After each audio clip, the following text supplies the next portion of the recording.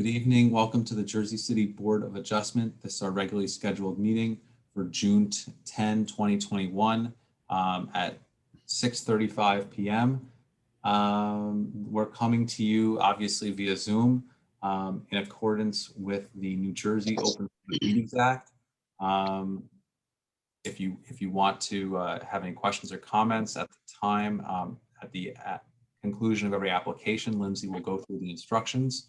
And certainly feel free. Otherwise, we welcome you all to the meeting. With that, let's get started with a call to order. Bridget, are we good? Yes. Great. Any sunshine announcements? Oh, sorry. Let's do the Pledge of Allegiance. Thank you, Josh. I pledge allegiance to the flag of the of the United States of America and to the republic for which it stands, one nation, under God, indivisible, with liberty and justice for all. Okay. Thank you. Thank you, Josh. Lindsay, any sunshine announcements? Ordinance with the Open Public Meetings Act. Notice of this hearing is given to the Jersey Journal, the Jersey City Reporter, and posted with the clerk. And we have the notices to be marked. And that would be B1 for tonight's in evidence. Thank you. Can you please take roll call?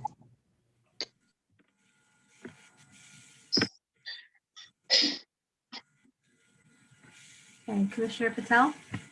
Here. Commissioner Green? Here. Commissioner McCormick? Here.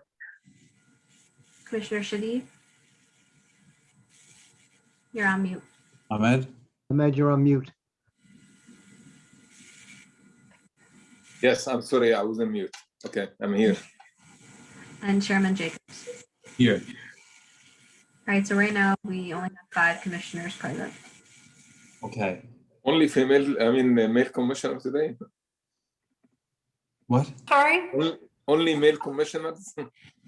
Yes. Yes. I guess for now, yeah. Can we swear in staff, please? Okay, raise your right hand. Do you swear or affirm the testimony or comments you will give this evening will be the truth, the whole truth, and nothing but the truth? Do. Yes. Thank you. Thank you. Any correspondence? No correspondence, but a couple of items were carried from tonight to a future date, so I'll go through the agenda. Let me share my screen. Thank you. Okay, so outside of the items that were listed under adjournments, item 9, KZ 2077, that's 163 to 165 Delaware, that is carried to the next meeting, which is next regular meeting, which is Thursday, June 24th, with preservation of notice. And then item 10, 272 to 280 Baldwin, that is carried to the July 22nd meeting with preservation of notice. Item 11, 740 Ocean is going forward. Item 12 is going forward. Same with item number 13. Item 14, KZ 2047, address 286 to 294 Arlington, that is carried to the next meeting with preservation of notice, and that's June 24th. And the remaining items, 15 and 16, are going forward tonight. Thank you, Lindsay. Well, that's really up to the applicant, and I think that's what we're going to talk about now. So we have a couple of C variance onlys, and I think we would want to proceed with those. We do have a couple that are C and D variances. I think we should promote the attorneys to ask if they want to proceed at this time. We may get a 6th commissioner, but at this time we have 5 commissioners. And also, since we do have a pro se, Vinny, can you explain the rules to the applicants just in terms of what their rights are. She does only have a C variance. Yeah, I understand. Okay. I'm happy to proceed with the pro se, and I'm happy to then, you know, if Lindsay, you want to confer with the attorneys, we can kind of figure out the rest of the schedule for today. Okay, I'll email the attorney for my case. Tim, if you want to email the attorney for yours, for Ocean. I don't know if I have their email address handy. Okay, so for everyone listening in, what we were basically saying is that there's a couple of simple cases. We're going to try to proceed with those. People, as you know, have a right on larger cases to hear from a full board of 7 commissioners. But we're going to start with which one is it? Okay. Case B21-021. The address is 52 Williams Avenue.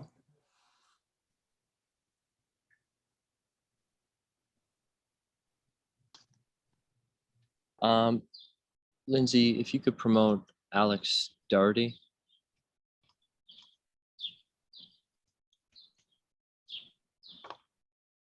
And Evelyn. And who else? Sorry. Mo Hoke. And Mel Sarkor.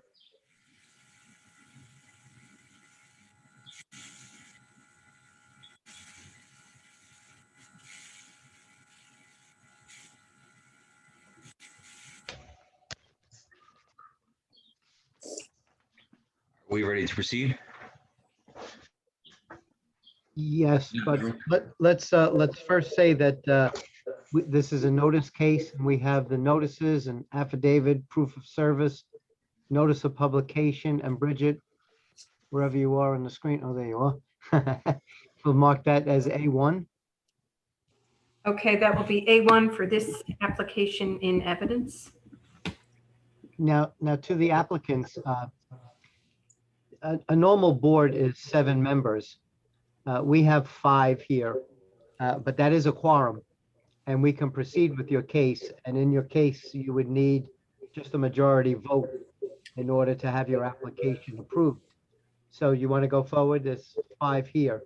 We can. My only concern is if our planner is on, is John McDonough or? There he goes. Alex. For John McDonough. Okay, yeah, so we can proceed forward. We have our planner and our architect on the line as well. I'm sorry, I have an unidentified speaker saying that he agrees, so we need to get that. Yes. Can you tell us your name for the record? Sure. So we're the Hoke family. My name is Mo Hoke. This is my wife, Evelyn Hoke. Okay, and you're the applicants here. Correct. And we're going to proceed, correct? Correct. Yes. And so your first witness is whom? So we can start with our planner, Alex. Yes. Like. Yes, my name is Alexander Dougherty. I'm a licensed planner in the state of New Jersey. Covering on behalf Mr. Doherty, stop. Raise your right hand, please. Do you swear or affirm the testimony you're about to give in this proceeding will be the truth, the whole truth, and nothing but the truth? I do. State and spell your full name for the record. Alexander, Alexander, Dougherty, Dougherty. Thank you. And Mr. LaPaglia, I would ask, you want the applicants themselves to be sworn in at any point? Only if they're going to testify. It sounded to me like they were just going to. That's fine. On their planner.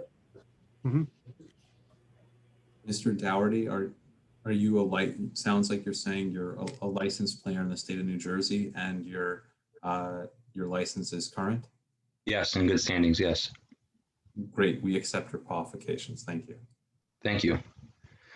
So to start off, this address, 52 Williams Ave, is located in R1 zone.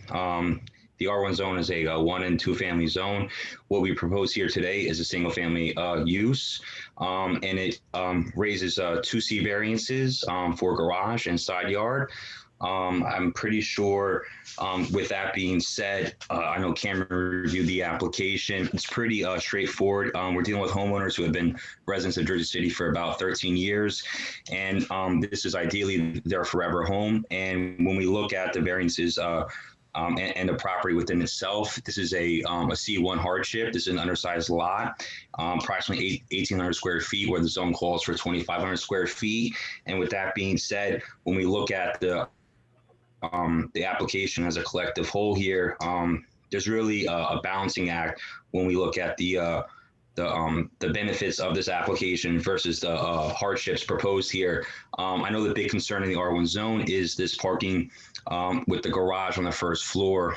This application particularly is designed with the sole intent as it's forever being a single family use. The floor plan indicates such, and in making this a 2-car garage kind of really takes away from the overall square footage of the property and the use of this proposed residential structure. And with that being said, a single family house with a garage, a 1-car garage, does not really constitute any negative impact to the public welfare and the well-being.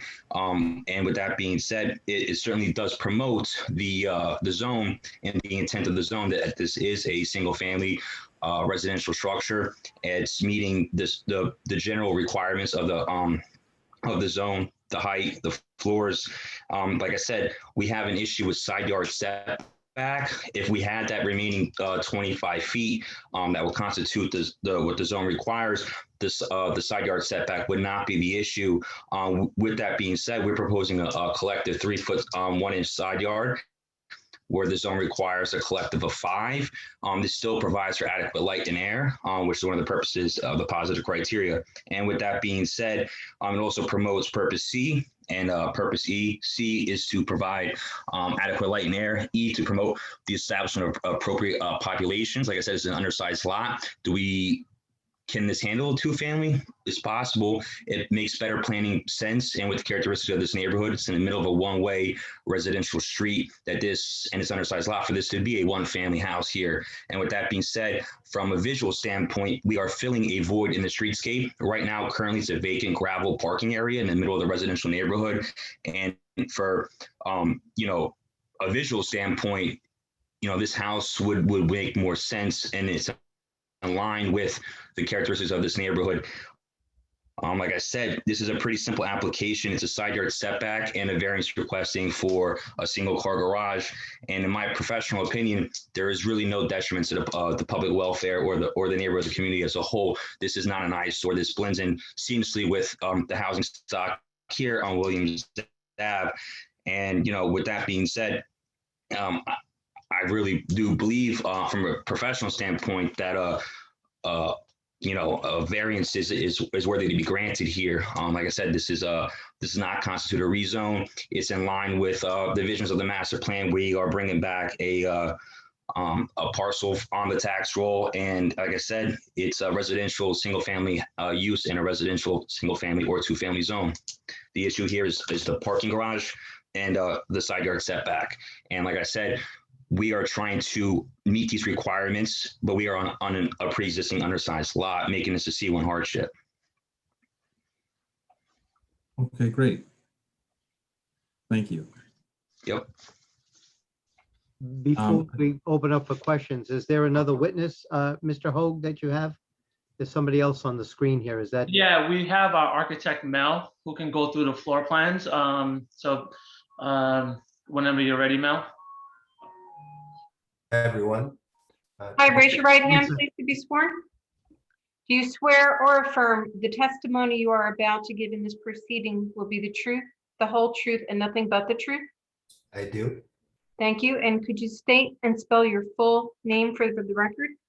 Mel Sarkor Clinton, MEL-SARKOR-CLINTON. Thank you. Yes, I am a licensed architect in the state of New Jersey, and my license is current. Great. Accept your qualifications. Thank you. Thank you. May I share my screen? Yes.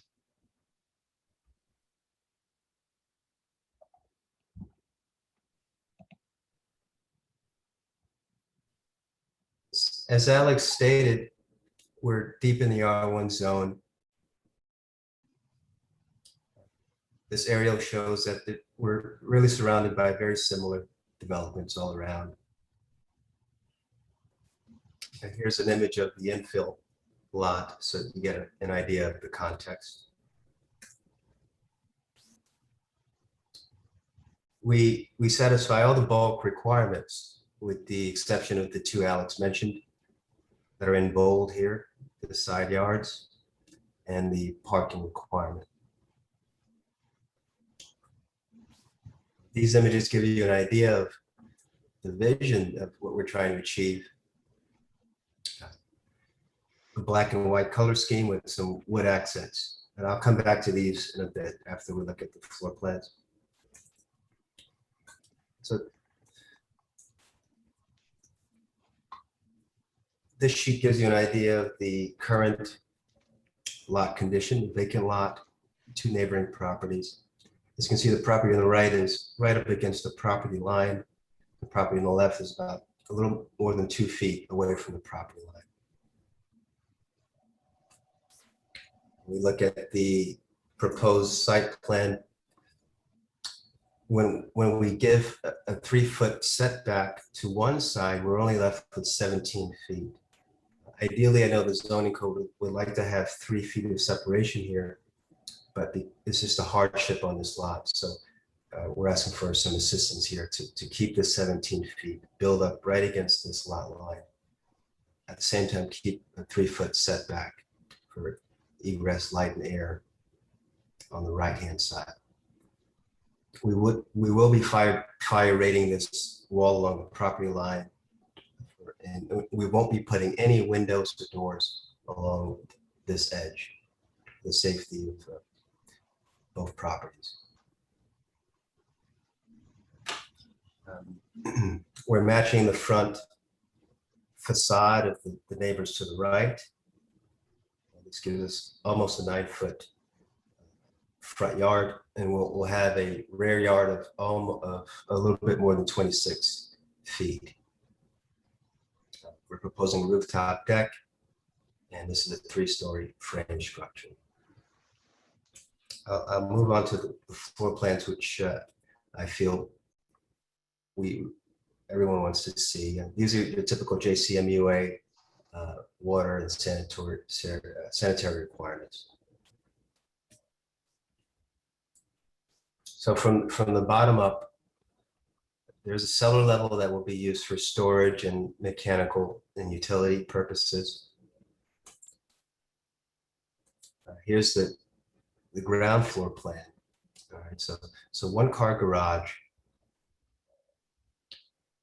And as you can see, this is the best we can accommodate if the owners want to have a decent egress path in and out from the front yard to their living space.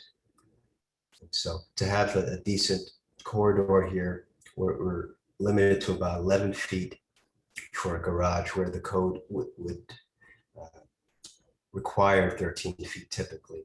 Again, these are the hardship of this lot width. This is what we're left with. Also, we try configuring the stairs from the front to back. If you just rotate this 90 degrees, you'd see the hardship here as well. And so having a stairway with that orientation would, in essence, give us a very narrow space here to create habitable spaces. So we've rotated the stairs so that we can maximize the livable space towards the back and the front of the property. So at the ground level, we have a garage. I know the code would like us to have a 2-car garage, but in this case, I think you'd all agree that this is a much more nice arrangement where you can walk into your living space and then walk out to your backyard instead of giving it all up to a 2-car garage. At the second floor, so you come up the stairway and you can access 2 bedrooms toward the front of the house and a bedroom towards the back with a shared bathroom towards the center. And this bathroom is for the rear bedroom. So as you can see, what we've done is we've put all these services towards the center of the floor plate, which would be a bit of a hardship if we started to rotate the stair from the front to back configuration. In our case, because we're building all the way to this lot line, we can't put any windows here. We have to put windows along the front and back of the building and this side only. And the topmost floor is a master suite and an office for Mo and Evelyn. Above that, we're proposing a rooftop deck for the family to enjoy. The third floor and the second floor, we're also proposing balconies from the bedrooms.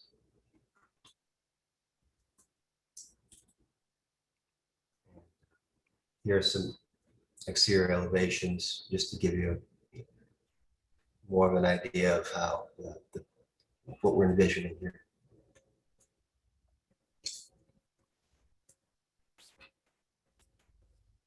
Again, color scheme is very simple, black and white.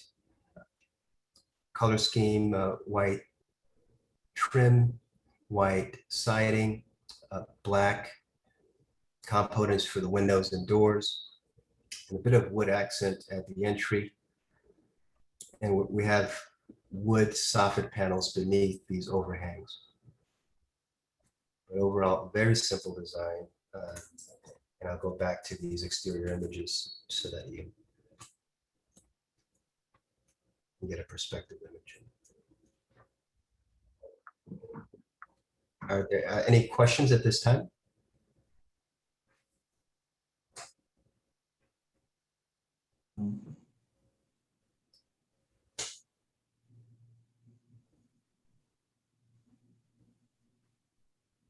Okay. Mr. Chairman, I'm assuming that concludes the presentation, correct? I have nothing more to add at this time. If Mo and Evelyn wanted to say something. Yeah, I just want to mention that, you know, we have a growing family. We do have 2 kids and a mother. One second.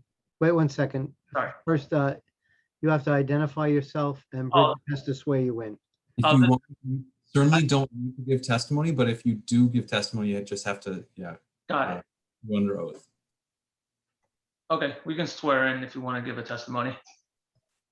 Totally up to you. This is your show. Yeah, we would like to just say something, you know, on our behalf and who we are and, you know, what we're looking. Okay, Mr. Hope, could you raise your right hand to be sworn? Sure. Do you swear or affirm the testimony you're about to give in this proceeding will be the truth, the whole truth, and nothing but the truth? I do. Could you state and spell your full legal name and provide your address one at a time? Go ahead. Sure. It's Mahabub Hoke, M-A-H-A-B-U-B. Last name is Hoke, H-O-Q-U-E. I reside at 54 Williams Avenue, Jersey City, New Jersey. Thank you. And then my wife will want to swear in also. We'll do one. Okay. Let's hear one testimony at a time. Yes, Okay. do one at a time. So go ahead, Mr. Hope. No problem. So we've been, like Mel and Alex mentioned, we've been residents of Jersey City since 2007. We moved over just across the water from New York City. So we've been in Jersey City for a long time. We actually resided at the Beacon at the old Jersey City Medical Center for the last 13 years. We have a growing family. We have two little ones and a mother-in-law that lives with us. A lot of our family is relocating into Jersey City. So, you know, we love Jersey City. We've been here for such a long time. We've seen the redevelopment of Jersey City and we wanted to be part of that. We were able to acquire a lot about 2 years ago. And, you know, being that, you know, we wanted to find something in Jersey City, we thought it would be a good idea to kind of build an empty lot. So with the COVID situation last year, the plans were kind of put on hold. And this year we actually kickstarted this project again. So, I mean, we love being here. We feel like this is the place where we want to raise our kids and, you know, enjoy the rest of our lives. So that's all I wanted to say. Okay, and I can't see if your hand is raised or not. Your right hand? There you go. Do you swear or affirm the testimony you're about to give in this proceeding will be the truth, the whole truth, and nothing but the truth? Yes. And state and spell your full legal name, please. Evelyn Hoke, spelled Evelyn, last name Hoque. Thank you. I just wanted to add one comment. My husband pretty much touched on all the points, but we're seeking relief from from the lot side, from the side of 54 Williams, which we actually own and our family currently resides. So we're not trying to push hardship on any other lots, because we actually own the lot to the left of us, if that helps. But that's all I wanted to comment on. Thank you. Thank you. Does anyone have any questions for the applicant or the experts? Yeah, Chairman Jacobs, Commissioner McCormick. I just have a couple of quick questions. I was concerned about, being so close to the two neighbors, but I understand now that the Hogues own 54. And I was just wondering how the neighbors on the other side, being so close to that building being brought up, because I noticed in the original drawings that there were some windows in there. And I was just concerned a little bit about that and what the neighbors' reactions were to this going on. Mel, do you want to comment on the, because we have 3 feet from that side, which I believe is the maximum. So we're giving them the maximum space that we're allowed to give them. And we're taking it from our lot. So to not sort of put any hardship on that neighbor. Yep, that answers the question. For the record, the ordinance requires a minimum of 2 feet on one side, a collective of 5 feet. So the one side is getting ample 3 feet 1 inch. So as far as the one side of the building's concerned, having that side yard at 3 feet actually is part of the ordinance. It's just a collective language with both side yards have to be of 5 feet. That's what we can't produce, being that the lot is 20 feet, not 25 feet. Okay, one other thing, if I may. I know it presently stores a lot of cars in that lot. I mean, owned by the owners, or they lots, if I may. We have to worry I'm about. sorry, you're breaking up, Commissioner McCormick. I don't know if anybody else is hearing that. He is breaking up, yes. Okay, yeah, could you, I got that you said, is that owned by you're breaking up though. Let me try again. Okay. Okay. My thing was, I know right now there is about maybe 6 or 7 cars that park in that lot. Are those cars family cars from the Hogues at 54, or is it just rented out? Because now I'm concerned about on that block, as we all know, is very bad. You see double parked cars all day long, overnight, everything. My concern is now just about, those other 6 or 7 cars that are parked in that lot now. I know you own a lot. I mean, they'll cause a lot of problems with parking again. Like I said, I just a little concerned. Yeah, so those cars are actually some store owners' cars that on West Side Avenue. So they don't they can park in front of the West Side Avenue in front of their stores. They just came with it. So we basically kept them on, but we notified them that we are planning to build. They were okay with it. They didn't mind, because we told them that the plan was to build our forever home there and not keep it as a lot. And so they were notified, a year ago, knowing that, we're going through this process. Two of the cars is one of our sister's cars downstairs. They have a lot. They have parking in front of 54 Williams, which they will start parking there once we build ours. And then we have our car that will go in front of inside our lot. But we kind of reduced the amount of people that have been parking there, and slowly letting them know that we're going through this process and we're starting to build. So, they have been, parking in front of their stores now and on West Side Avenue. Okay, thank you very much. Mm-hmm. Thank you. Anyone else have any questions at this time? Anyone from the public have any questions or comments? Lindsay? All right, so if anyone from the public has a question or a comment for this application, this is 52 Williams, you would click raise hand toward the bottom of your screen, or if you're calling in, you would dial *9. That's how we would know that your hand's raised. And I see one hand. All right, so I see Sharon's hand raised. Going to allow you to turn your video and audio on if possible, and then we'll swear you in. Lindsay, can you just remind everyone that comments are only relevant to this application. This application is 52 Williams Avenue. Yep. Okay. Thank you.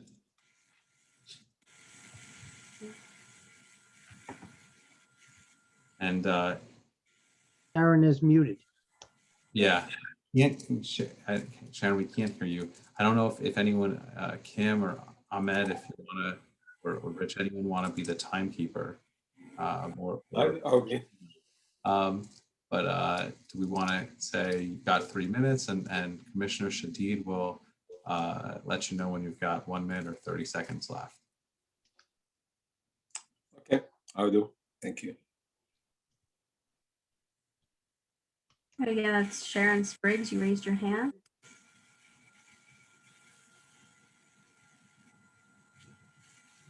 Okay. There you go. All right, you're on mute, Sharon. Hi, Ms. Spriggs, we can see you, but we can't hear you. I think, is there a way you can unmute yourself?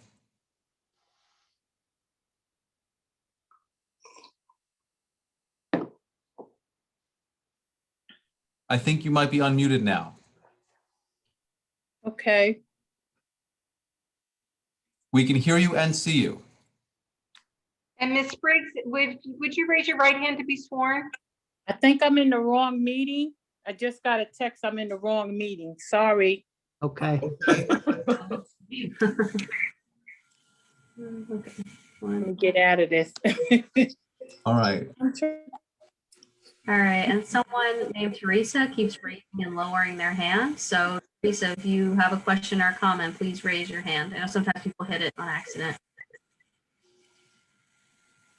We'll give it a second. But other than that, there are no other hands raised. But again, Teresa, I saw you raised your hand a couple times. If you have a question or comment about 52 Williams, raise your hand. All right, I'm gonna go with no, so. Okay, we're going to close the public portion of this application. Staff, any particular comments? You can keep it brief if you want. All right, I'm going to see if I can do this in as few words as possible. Firstly, does the applicant agree to the conditions stated in the staff report dated June 9th, 2021? We do. We do. Planning agrees with the testimony given by their professional planner. And with that, staff recommends approval. Thank you. Does anyone have any questions for staff? If not, does anyone want to make a motion? I'd like to make a motion on case Z21-021 with staff conditions for approval. Second. All right, we're going to start with whose screen I see first, and that is Commissioner McCormick. Yes, and I just want to say good luck to the project. Mr. and Mrs. Hogue, I live right down the street from you, so I'm very familiar with the property, and that's why I was asking a lot of the questions about the parking and everything, and I wish you lots of luck. Thank you very much. I vote yes. All right, and Commissioner Green.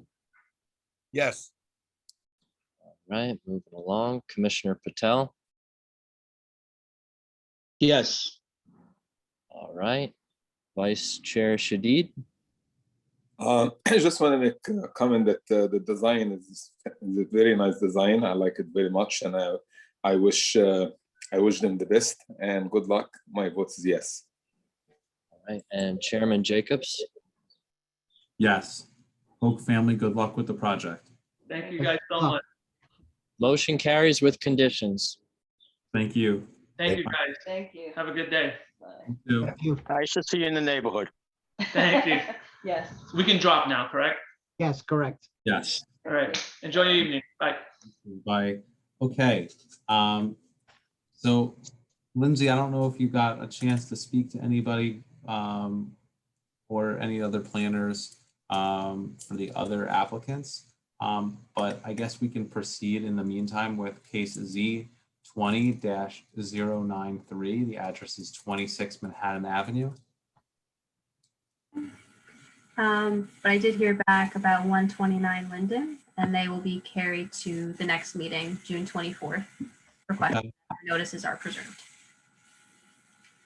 But Also, I heard from 740 Ocean, they'll proceed as well. They're going to proceed today? Yeah. Okay. should we proceed with that since it was listed before, or in terms of ordering of the agenda? I'll defer to you, but just figured I'd point that out. No, I know that. Let me just double check. 74.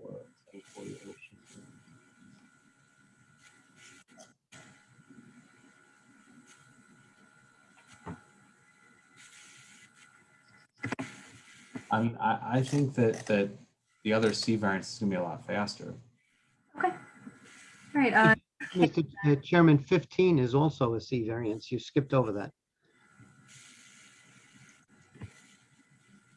Sorry, you're right. You're right.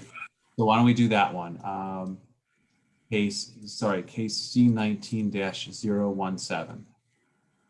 Address is 122 St. Paul Avenue. And then we'll do 26 Manhattan Avenue. Right.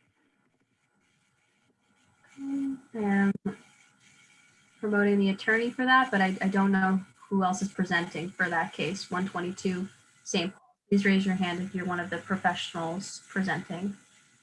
Okay, sorry, Alex, switched you over. Okay. Okay. Cam, if I missed anyone, just let me know. We got them all. So where is Mr. Mulcahy? How are you? How are you? I'm good. So, Mr. Mulcahy, this is your application, but you've given us your affidavit, your proof of service, your notice of publication. So Bridget will mark that as A1 for this application? Yes, and this is, okay. A1 for Z19-017. Correct. Thank you. We have Mr. Daniel Roman's our first witness, and he's an architect that asked to be sworn in.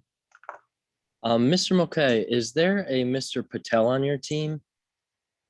No. Okay, then there's a random member of the public raising their hand, so we'll just disregard that. Mr. Roma, would you raise your right hand to be sworn? Do you swear or affirm the testimony you're about to give in this proceeding will be the truth, the whole truth, and nothing but the truth? Yes, I do. Thank you. And would you please state and spell your full legal name? My name is Daniel Angel Roma, R-O-M-A. I'm the licensed architect for Artec Studio LLC located in 877 Broad Street, Newark, New Jersey. What is the name of the? The company is Artec, A-R-T-E-K. Okay, thank you very much. Good evening, Mr. Chairman, members of the board. My name is Alain Mulcahy. As you know, I represent the applicant. Mr. Roma, your office prepared the plans in connection with this project? Yes, they did. Could you explain to the board what the project entails? And can we give him control of the screen so that he can put up the plans? We can. Yeah. Mr. Mulcahy, I just didn't know. First, Qualify Mr. Roma. qualified, yes. I have a bachelor degree in architecture from the University of Buenos Aires, Argentina. I came to this country in 1985, and since then I've been involved in the field of architecture.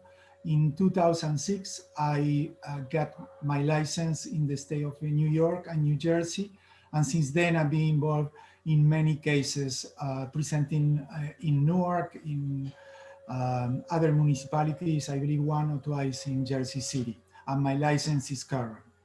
We accept your qualifications. Thank you very much. Thank you. All right, let me see if I can share my screen. Let's go to this.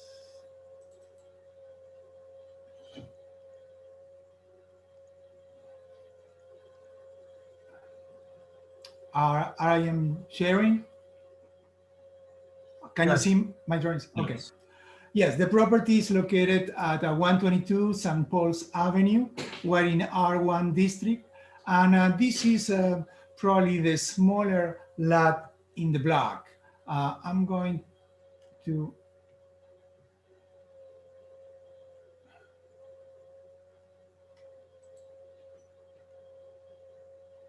show the 200 feet diagram that I have in my plans. And you can see that we are located on the block 6,602, and our lot is lot number 19. Lot number 19 is the smaller lot. The dimensions of this lot is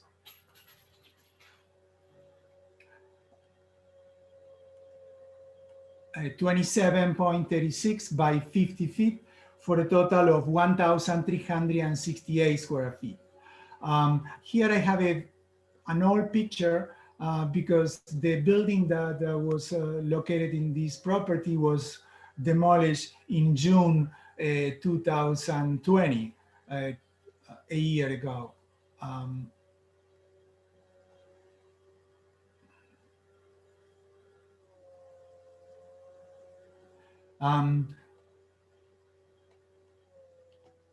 This is a picture of the building that was located at this property.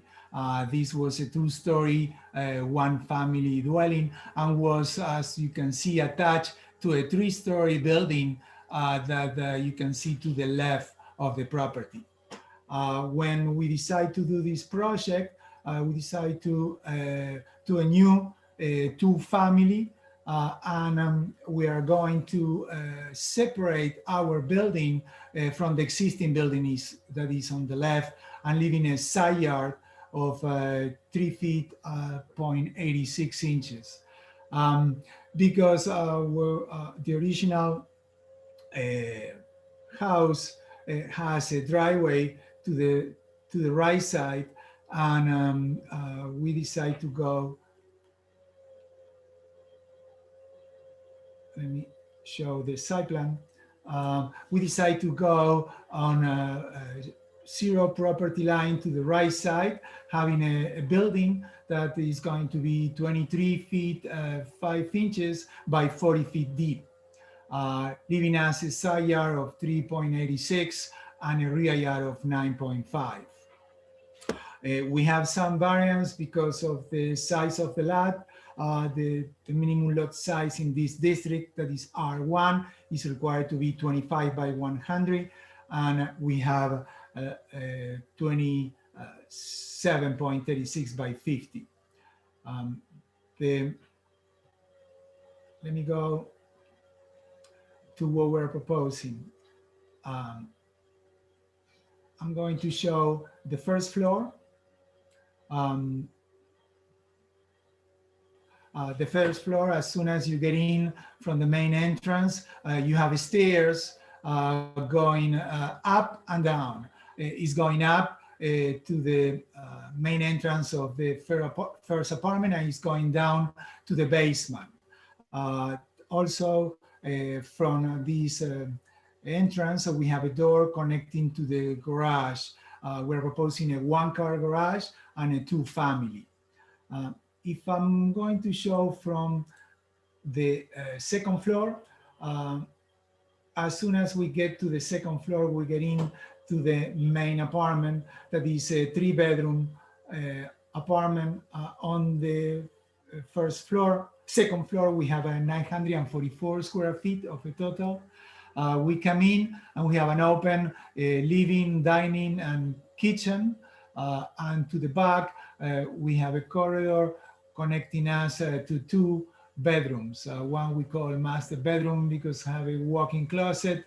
The dimension of this bedroom is 11 by 11.8. The other bedroom is 11.2 by 10, and we have a full bathroom in this floor. This is like a duplex style apartment. We see here a downstairs connecting us to the first floor. As soon as I go down to the first floor, we have what we call a TV room or a living area with a sliding door connecting us to the rear yard. Also, on this floor, we have another bedroom, 10 by 13 feet, and half a bathroom and mechanical room. The third floor is keep going up from the main stairs, and we have 2 bedrooms, a bathroom, kitchen, and living dining area. If we keep going up, in this case, as I said before, the apartment that is on the second floor has the benefit to have a space in the first floor as a living room and another extra bedroom. The thing that we can give to the second apartment that is located on the third floor is a connection to the roof, having a roof terrace. Let me show you.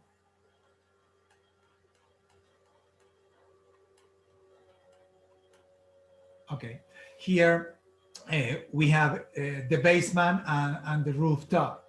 In the basement, as I said, from the first floor, we have the stairs going up to the second and going down to the basement. In the basement, we have the sprinkler room, a garbage room, and an open space that we are planning to subdivide into 2 spaces. One 11 by 18.6 for one of the apartment, and the other one that will be 11 by 15 to be used for the other apartment. That way we can divide this area and have 2 storage, one for each apartment. Let me show you now. I have other drawings that I dress and I'm going to show you what I'm doing on this floor. This, okay. This, on these drawings, you will see the basement again, and with the division between the storage of unit number 1 and storage unit number 2. This is going to be shared, this area. On the roof plan, we have an accessible terrace for the apartment on the 3rd floor, and this will be with wood deck tiles. Is half of the roof, and this will have a very nice view, because from this area you can see New York City. I'm going to share with you a rendering that we prepared for tonight. First, let me go to the materials of the front elevation. We're planning to, I'm going to show you 2 different elevations. We did one elevation for the meeting, but we see the comments from the planner, and that's why I have 2 different designs. The first one is the one that we present to you and you have for this presentation. And we have basically 3 materials. We have ASIC panel, white, off-white in the center. Just this is what we're showing. We're using windows. The windows that we have is Anderson windows. We have a picture window and an awning window. One next to each other. Also, we have a siding, vinyl siding, grace, and then we have on the first floor brick. The brick is a charcoal contemporary style, gray, and we have on the bottom and emphasizing the entrance of the building. One of the comments from the planner was that if we can use hardy plank, and that's what we did. We have another elevation here. And on this elevation, we change. We don't have any more vinyl siding like we have in the previous design. We're going to have a hardy plank siding color gray slate all around. And in the front, we still will keep the ASIC panel, and we're introducing a 6-inch Nichija fiber cement color dark oak. And I have a rendering that shows what I'm talking about. This is the first presentation with a brick emphasizing the entrance and on the first floor. You can see here on the rendering, the idea is also to have a metal canopy to cover the entrance of the building. Here you see the ASIC of white and the Nichija fiber cement dark oak. On this other elevation, I show the same design with a different material. Instead of a brick, now we have the hardy plank siding, color gray slate, that is going to go all around the building. Remember the previous building that was located in this property was attached to the existing 3-story. Now we are moving 3 feet 10 inches from the existing building. That way we'll be able to have some windows, and we are going to be separated from that building. I think that this is my presentation. If you have any questions, I can answer those. Mr. Roma, you would agree that this lot is unique, correct? Yes, as I said before, this is the smaller lot in this nice neighborhood. But I think that is big enough to have these two family with a duplex and use on the unit number 1 and 2 bedrooms on unit number 2. And your design of the building was to take into account both the lot size of the property to the left, which is the height of the property that's much taller than the building that existed there before, correct? Yes, we are a similar height that we have on the left side. On the right side, there is another 3-story building. I think that I can share with you some pictures that I have here. This is the back of the property. This is looking at the entire side of the property. You see here was before part of the old building. This is the view of the street. And here we see that to the right, we have a driveway of the house that is in the corner, that is also a 3-story building. I have nothing further. Thank you. We'll hold all questions until the end.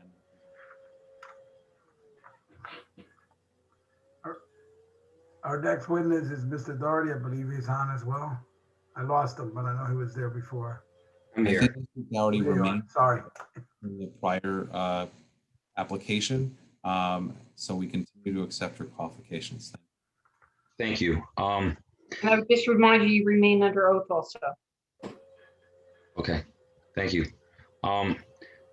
So for this property at 122 St. Paul's Ave, it's a very similar application. Here we see C1 hardship with same narrative with issues with the bulk requirements and the garage.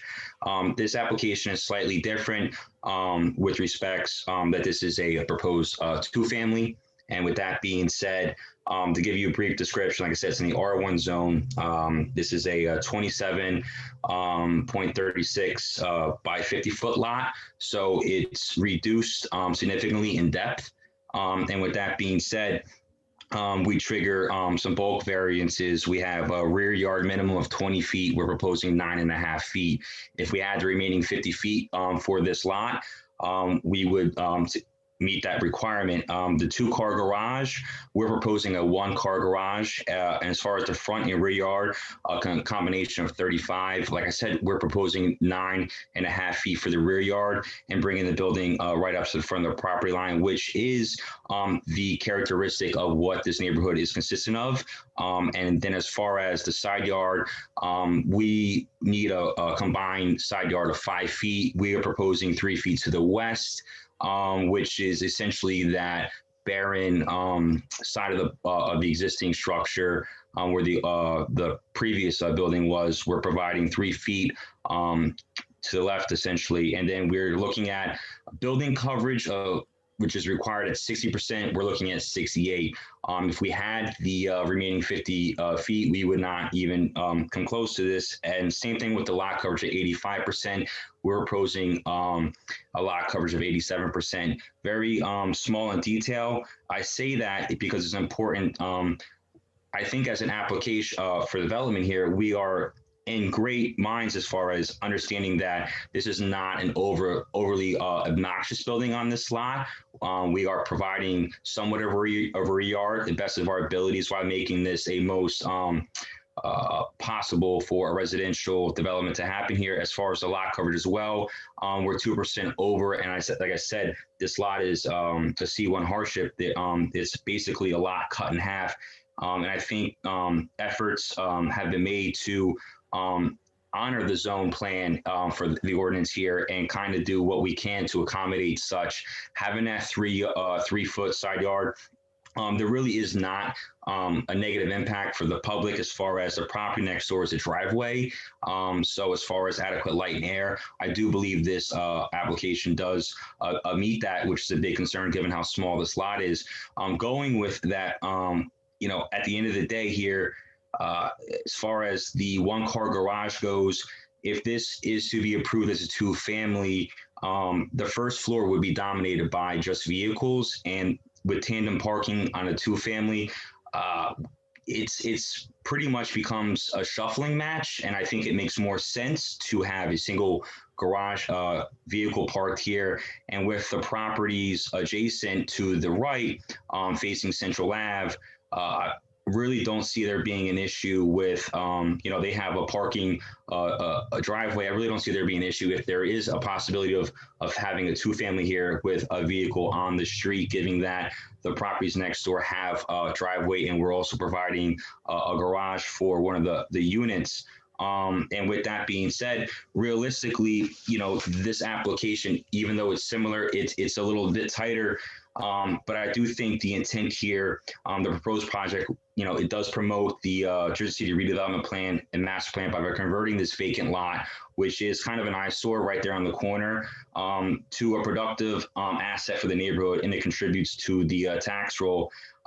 Granting the relief for the Cnd variances here, in my professional opinion, it will not result in substantial detriment to the intent and purpose of the zone plan. Like I said, we are providing adequate light and air for our neighbors. Mindful of this, the building is, in my opinion, more in line with the current streetscape as far as bringing this structure up to 3 floors.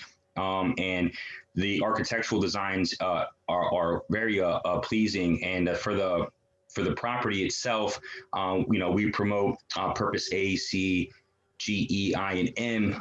With that being said, I is to promote the public health, safety, morals, and general welfare. I believe we're doing that and keeping the intent of this being a 2-family zone here, being mindful of open space and the limitations of this property. With that being said, C is to provide adequate light and air. I believe we're doing that by being mindful of the unique characteristics of this property, giving it a C1 hardship. Purpose G, divide sufficient space and appropriate locations for a variety of uses, in that being residential. I do believe this is a suitable use for residential use here. I don't think the neighbors in the neighborhood would like to see this as a parking lot of some sort, or any other type of use. I do believe residential use is appropriate here given the conditions. E as well, we're looking at to promote appropriate populations and densities for the well-being of persons, neighborhoods, communities. Like I said, I don't believe there's any negative detriment to the public welfare for a two-family house to be proposed here. With that being said, we have purpose I, a desirable visual environment. The architectural plans here presented are stunning, and I think given the limitations and the small lot, we're making the best use of space here. And like I said, purpose N, to encourage various public and private procedures shaping the land development with lessening the cost. I think it's more efficient to provide for a residential house, and I do believe a two-family house here can be sustained without negative impact to the public and the general welfare, and that with the ordinance and the master plan. And with that, I believe a relief is granted. Is there any questions? Thank you very much. Anyone from the board have any questions at this time? Anyone from the public? Lindsay, is there anybody who's not just flickering their hand up and down?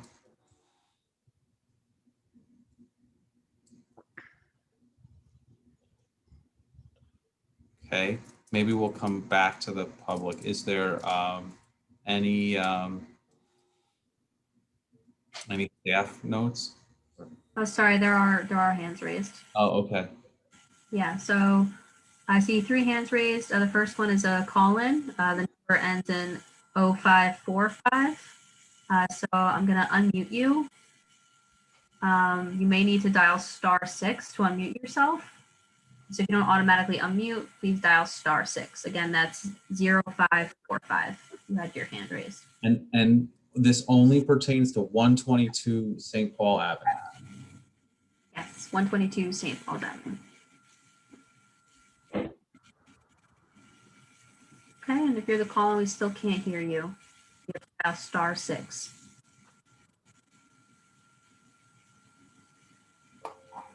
Hi, this is Yagnesh Patel. Yes. I didn't get Hi. that. My name is Yagnesh Patel.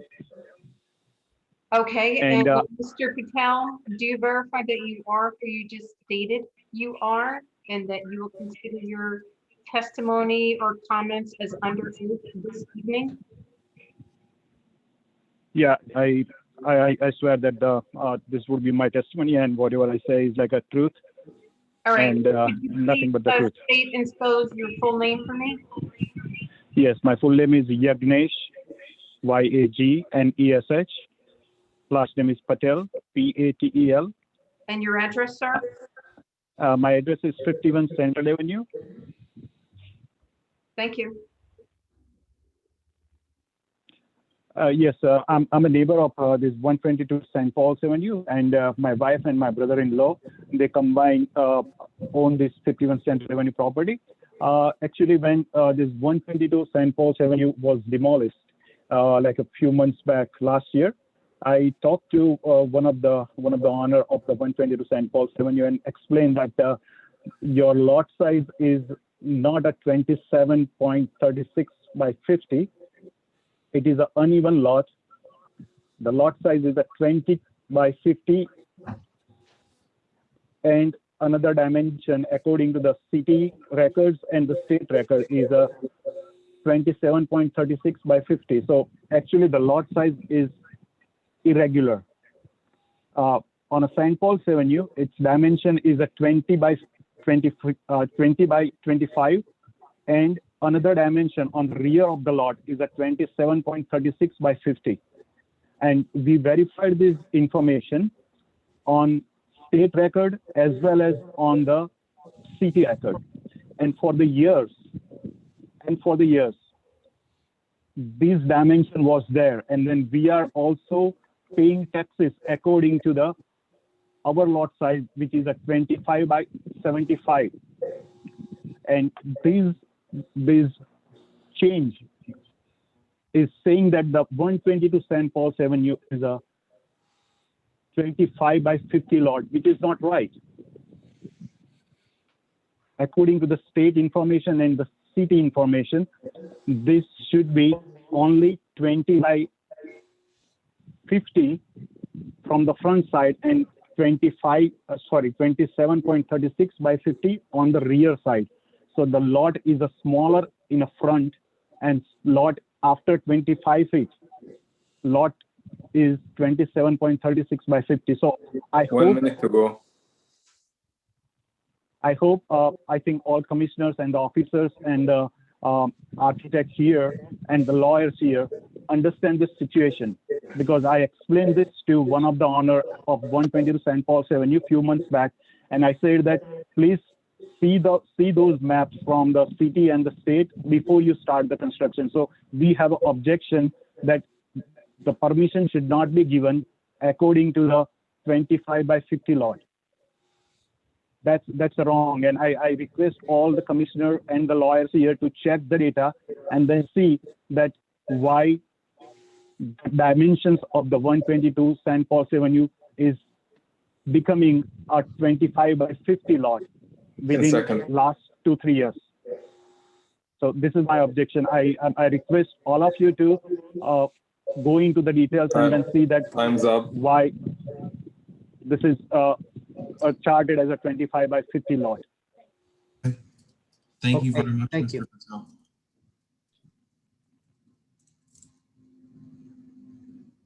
Okay, I don't see any other hands raised. Just kidding. Someone keeps raising their hand and lowering it. Well, that person is obviously just hitting a key on their keyboard or something. Oh, okay. Okay. Oh, Is that it? okay, I see Kashmira. I am allowing you to start your video and audio. Switching you over now. So if you're able to, please turn your video and audio so we can swear you in. Again, this is for 122 St. Paul's.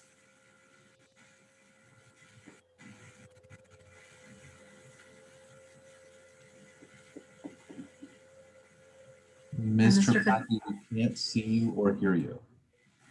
And I see Mr. Patel has their hand raised again. You already spoke, so I am lowering your hand.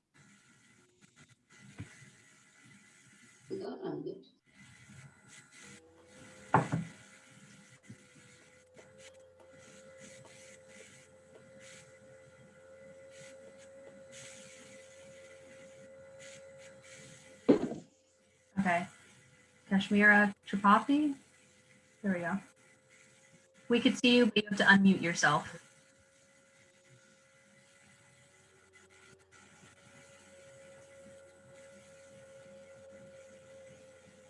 You're still muted. Can you hear us? Now we can, Yes. yes. Okay, thank you. Sorry about that. Okay, and is the gentleman that I'm looking at Kashmira Tripathi? No, Sanjay Tripathi. I'm Okay. using her Could you computer. Please raise your right hand, please, sworn. Okay, my name is Sanjay Tripathi. Okay, hold it. Do you swear or affirm the testimony you're about to give in this proceeding will be the truth, the whole truth, and nothing but the truth? Yes, please. Could you state and spell your full name and provide your address? My name is Sanjay, S-A-N-J-A-Y. Last name is Tripathi, T-R-I-P-A-T-H-I. And I live in 45 Brookview Lane, Matawan, New Jersey, 07747. Thank you.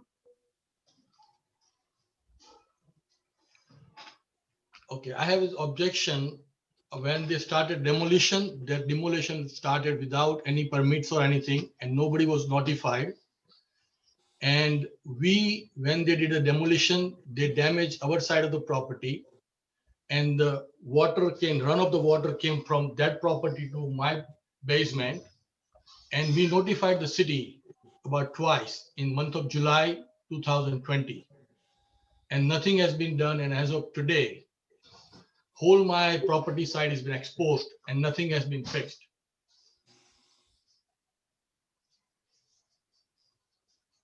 Okay. So that is my objection to the whole project, right now. So when they're going to do it, how they're going to do it, and we would like to have some answers,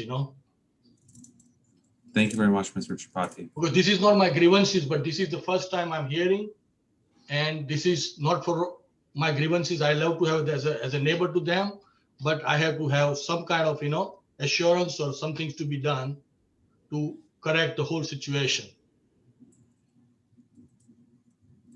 Understood. And Mr. Mulcahy will address, make sure all of the questions and concerns that are raised are addressed on the record. Yep. Lindsay, are there any other members of the public with their hands up? There is, but they have the same name as the one who just spoke. If there may be someone in their household with just the same Zoom name, I don't know if we want to switch them over. It's Sanjay Tripathi. I mean, if you go to the attendees, Patel. you could see Agnesh Patel. Everyone can. Oh, I mean, it's the same person. I don't think we need to hear from the same person again. I mean, I don't know, Lindsay, if you want to promote the person just to confirm it's the same person, but. Okay, I just did. So we'll see. Yeah, you can start your video and audio. Last name Patel. Are you the gentleman who just spoke? We can't hear you.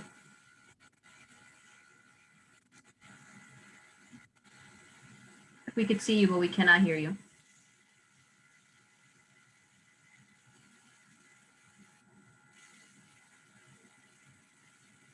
Mr. Patel, did we just hear from you? Via phone?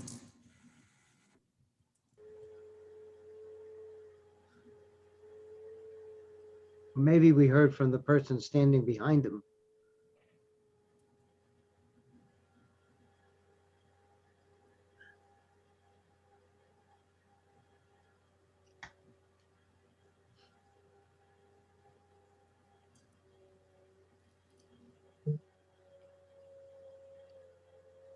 We can see you wave, Mr. Patel, but we can't hear a word you're saying if you're speaking.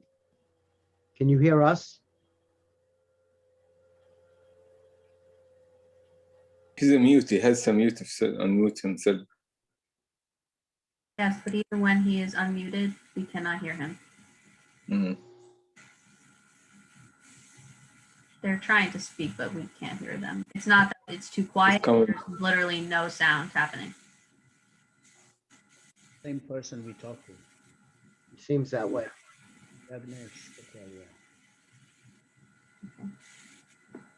I do see another hand raised, so I'm gonna switch you back over. We can. Yeah, let's go to the next one. Okay, Teresa, your hand is raised. You have your hand raised for 122 St. Paul's.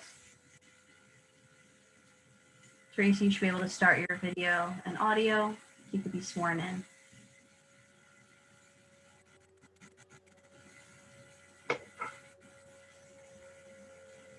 I don't see anybody promoted. I'm trying.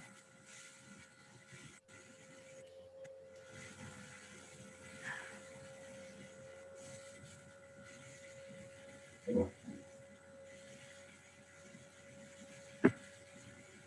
we go. Okay, Teresa, you should be able to start your video and audio. I don't know why it's not switching over.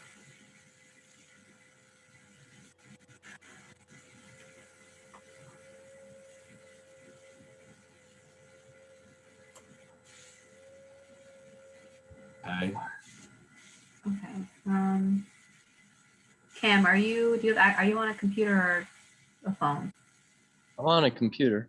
Can you give it a shot? Can you switch Teresa over to be a panelist? I don't know if it's just my computer.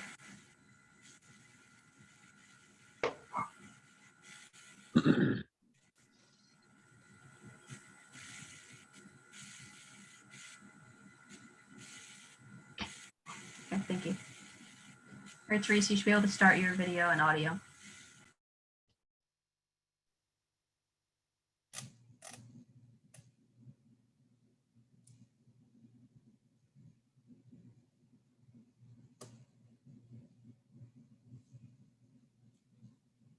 Yes, I think I got in on the wrong meeting. I'm sorry. I'm waiting for another meeting and I accidentally got in on this one. Sorry. Okay, no problem. Which one are you waiting for? So we make sure that it's on. Which Ocean meeting? Avenue, 740 Ocean Avenue. We will do that today. That's that. We will do that tonight. Yes, just Okay. later on. So stick Okay. around. I'll be waiting. Thank you. Stick around. I will. Okay. Okay. That would conclude the public then, Lindsay? No, there's still, Mr. Patel still has his hand raised, and we have Chris Perez as well.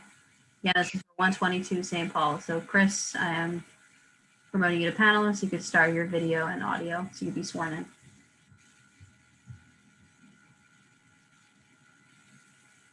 Raise your right hand.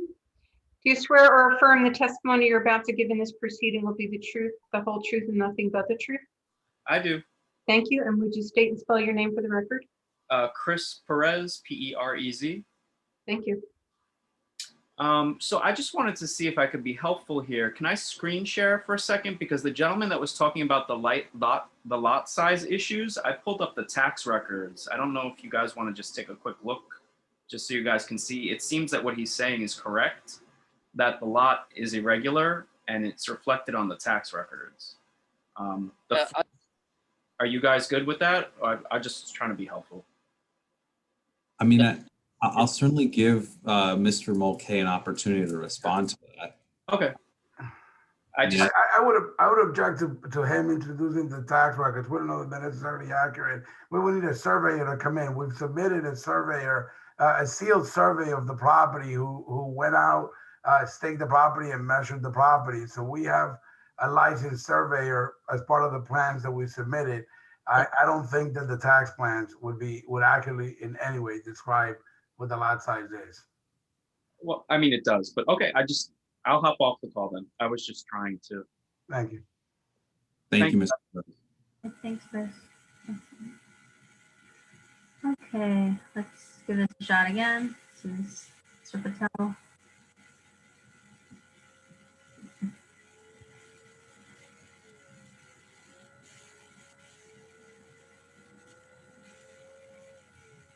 We still can't hear you. We could see you, but we cannot hear you. Mr. Patel, are you able to call in? Lindsay, Yeah, I was about to say, if you go to the agenda, there's a call-in number. I'll just say what the number is. In 1 second.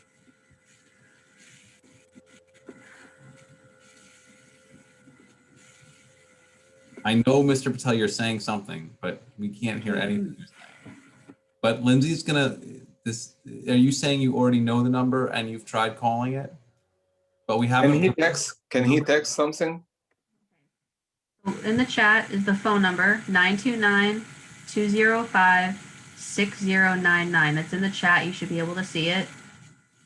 And then you type in the webinar ID when they ask you to. And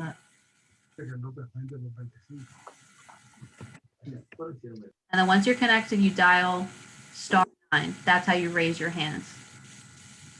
And I cannot hear you. I mean, Mr. Patel, I think we kind of went over how to do it. So we're not going to do it through the computer because it's not going to work. You're going to call this number that Lindsay put in the chat, and then you're going to. Them back. Okay. So they can still hear us. It's in the chat. I'm not promoting you back over. Your audio is not working. Please call 929-205-6099. It's in the chat, and type in the webinar ID and dial *9. That's the only way we're going to be able to hear you and understand what you're saying. Let's give you like 30 seconds just to call that number.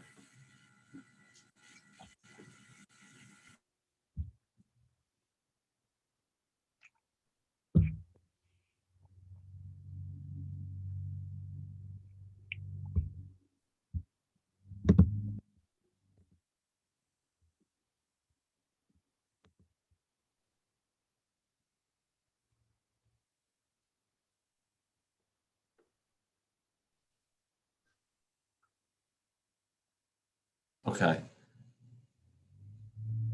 Lindsay, if And how he figures this out in the next 10 seconds, we can hear from him, but maybe Mr. Mulcahy and his team can address the things that are raised by the other members of the public. Yeah, why don't we do that? But again, they keep raising their hand as they come. Okay, but They need to call in and dial *9 to raise their hand. Otherwise, we will not be unmuting you. So yeah, why don't we go ahead with responding to the comments so far? Mr. Roma.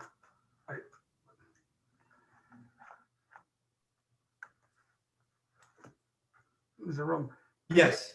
Could you give testimony as to how the survey that was submitted to the board, how that survey came around, and what the Pronesti survey describes the lot size? Yes, I can share my screen and show the survey.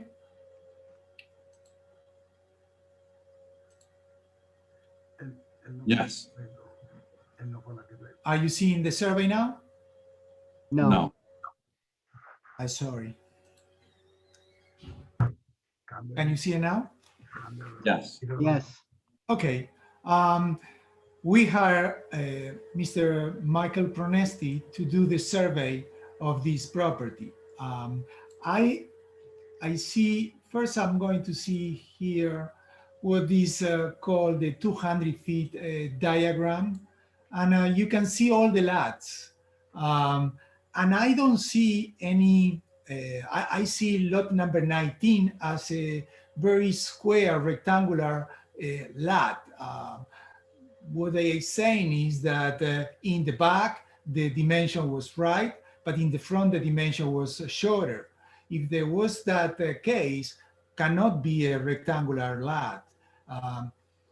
I see, then when I see the survey shows that the property is located at 70.64 feet from the corner of Central Avenue and St. Paul's Avenue. And then we have 27.36 feet. And then goes 50 feet back, 27.36 again, and 50 feet going back to the front. There is a description of the lot on the same survey where it tells you the dimensions. And if the lot is different than this, I really don't see it, but this is what we have. This is official from the land surveyor that surveyed this property. It's a total of 1,368 square feet. And again, we can see here that the westerly along the northeast side line of St. Paul's Avenue, they shows the degrees, and then again 27.36. Number 2 goes 50 feet.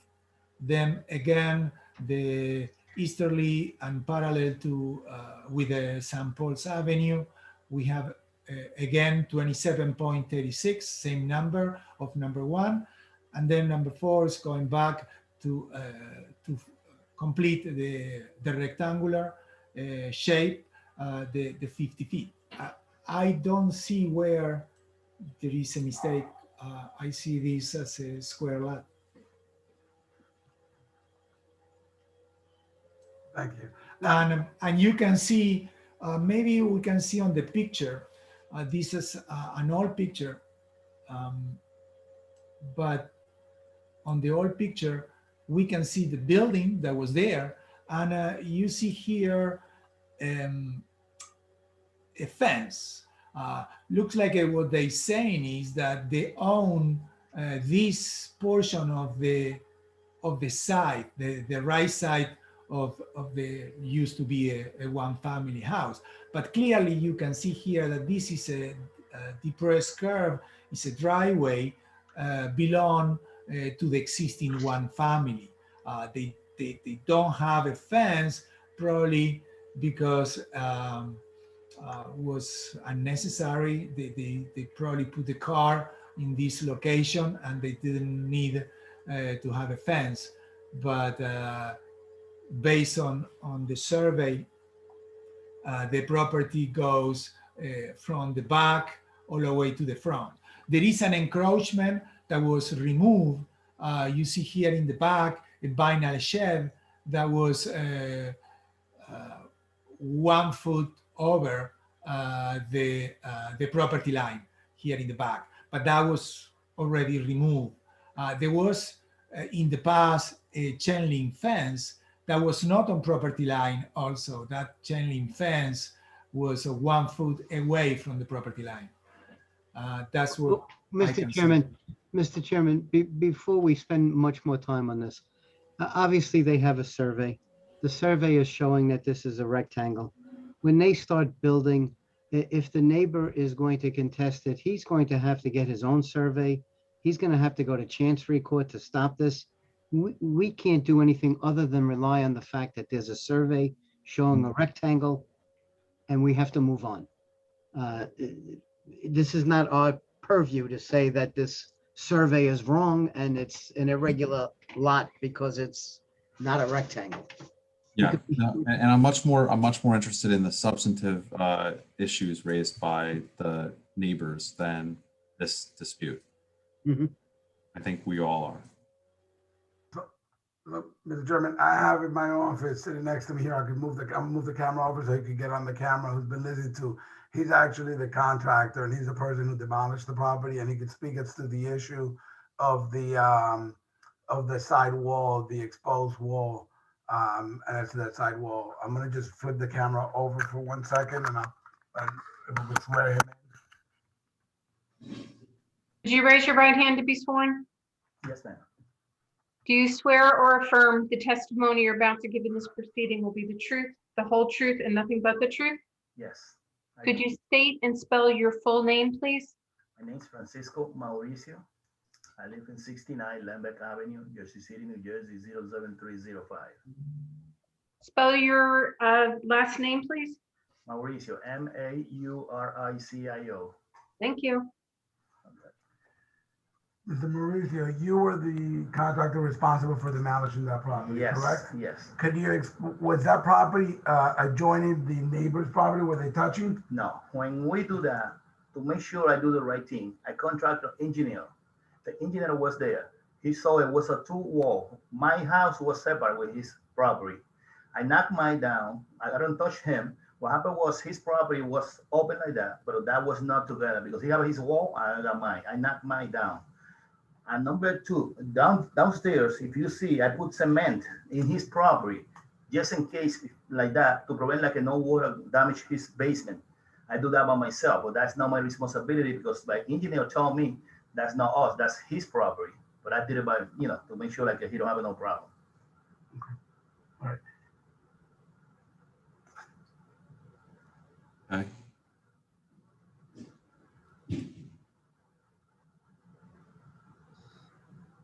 I have nothing further. Okay. Should we hear from staff? Or we? Sure. We do have a call in now, so I think they figured it out. So number is 0545. I'm unmuting you. You may need to dial *6. But again, 0545. You are unmuted, or you may need to dial *6. Hi, Mr. Yagnesh, can you hear me now? Yes. Yes. Can you Yes. state your name first? Yeah, sure. My name is Yagnesh, Yagnesh. Last name Patel, Patel. Okay, I've already sworn, or you asked you to put under oath, you've already spoken. That's Mr. Chairman. Right.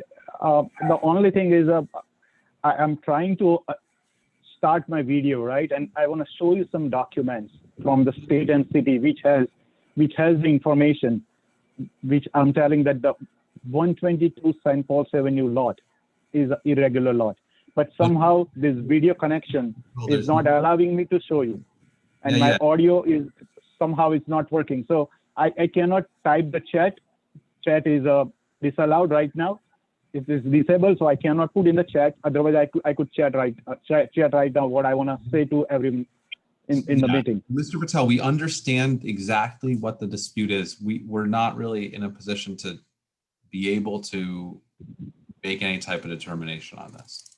I mean, I don't know, Mr. LaPaglia, if you have anything else that you would want to add, but I think you already addressed this. Yeah, all I could say, Mr. Patel, is if you disagree with this survey, your recourse is not to this board, it's to a chancery court. You have to tell a court, you have to get your own survey. You have to go to the chancery court and say that these people, the applicant is trespassing or encroaching on your property, and you stop them that way. This is not the procedure. All we could do in this board is accept the fact that we have a licensed survey, and the survey shows this is a rectangular piece of property. If you're saying that survey is wrong, you have to do that, not by just saying it's wrong. You have to get your own survey, make sure that says that the applicant's survey is wrong, and then go to a chancery court and resolve it. We can't resolve it for you. Pictures. No, I understand, sir. Yeah. Yeah, I understand, sir, that this is not like a decision-making body here that we are making. You are hearing my grievances and the neighbor grievances. Only thing I wanted to point out here to my friend who purchased the 122 St. Paul's Avenue property, I already talked to him before and showed there's like the city and the state record that his property is in a front on a St. Paul's Avenue is a 20 feet wide, and on the back side it could be 27.36. This is according to the state and the city record, and that record is for like a whole 100 years or more. It is just changed in a recent past 3 or 4 years after the auction or something. I don't know how it is got changed. Mr. Patel, how it is affected. Exactly what you're saying. We've already, this is already on the record, and like kind of Mr. LaPaglia has outlined, you know, what your options are. So I don't want to be disrespectful, but we're not gonna address this matter. So I don't think there's anything else for us to discuss. So, I can understand, Mr. Josh. Thank you so much for allowing me again. I wanted to show these documents from the state and city, but somehow this video is not allowing me to do. When video is working, my voice is not working. Now my voice and video, now video is not available here. So there is no way I can show anything to you. Right? But I request all of you, all these intelligent people here on this forum to see what is the state record says and what is the city record says about the lot size. Allow me right? over 3.5 minutes. Thank you. We need to end. Thank you. Thank you. Okay. We're going to close the public portion of this application. Any staff comments?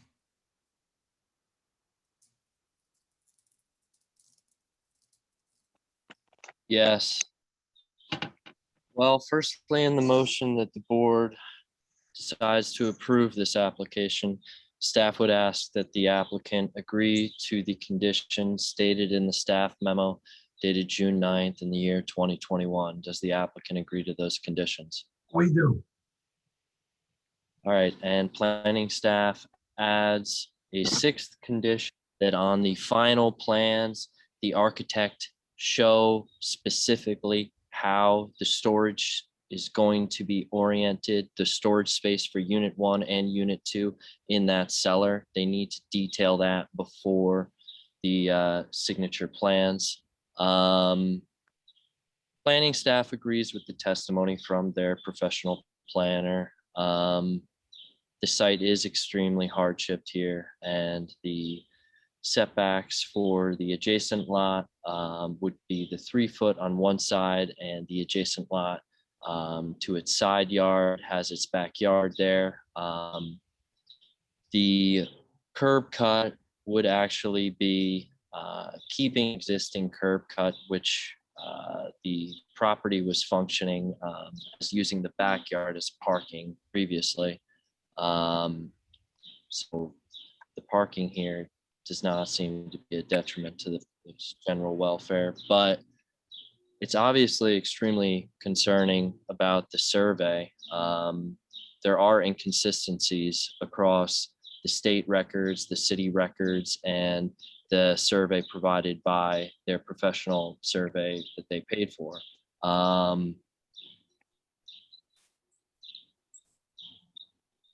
There's not much to be said there other than it will have to be an issue handled outside of this meeting by a court and a board that would be under jurisdiction to make that call.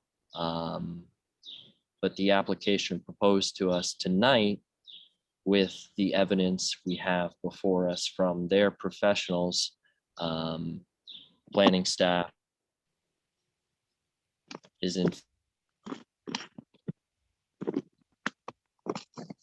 You broke up there, Cameron. I just heard planning staff isn't. Is in favor? Is that what you were going to say? Now you're frozen. Planning staff is in favor of the application With conditions. with the conditions. Thank you.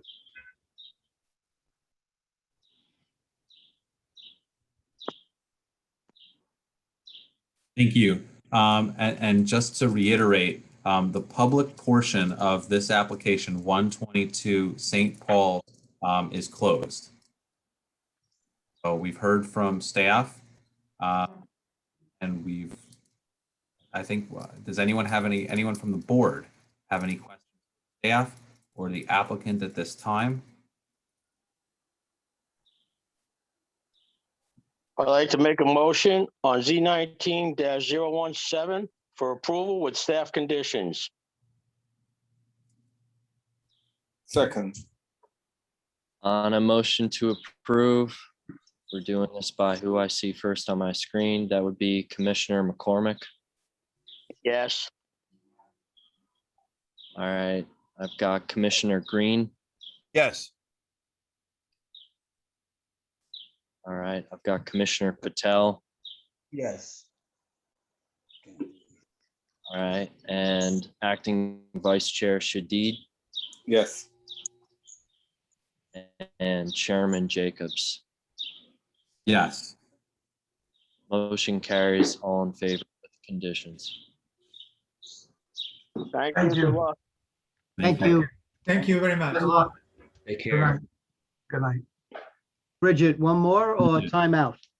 I would prefer a break, seeing how the night is going. Sure. All right, so we're going to take a short break. Hopefully we'll see everybody back at 8:17. And then we're going to proceed with case 26 Manhattan Avenue. And then the final case of the night will be case 740 Ocean Avenue. Okay, thanks everyone. Yes, Thank you. Please state and spell your full name for the record. sure. My name is Vicente Varela. It's spelled Vicente, and Varela is Varela. I went to NJIT, graduated in 2005, received my license in 2014, and I've been practicing ever since. And your license is current and valid? Yes, yes, my license is current. I have a license in New Jersey, New York, and South Carolina. Thank you, Mr. Varela. Okay. So you could just take them through, yeah. Sure. So the building is an existing 3.5-story building with a one. Oh, sorry. Could I share my screen? Yes. Yes.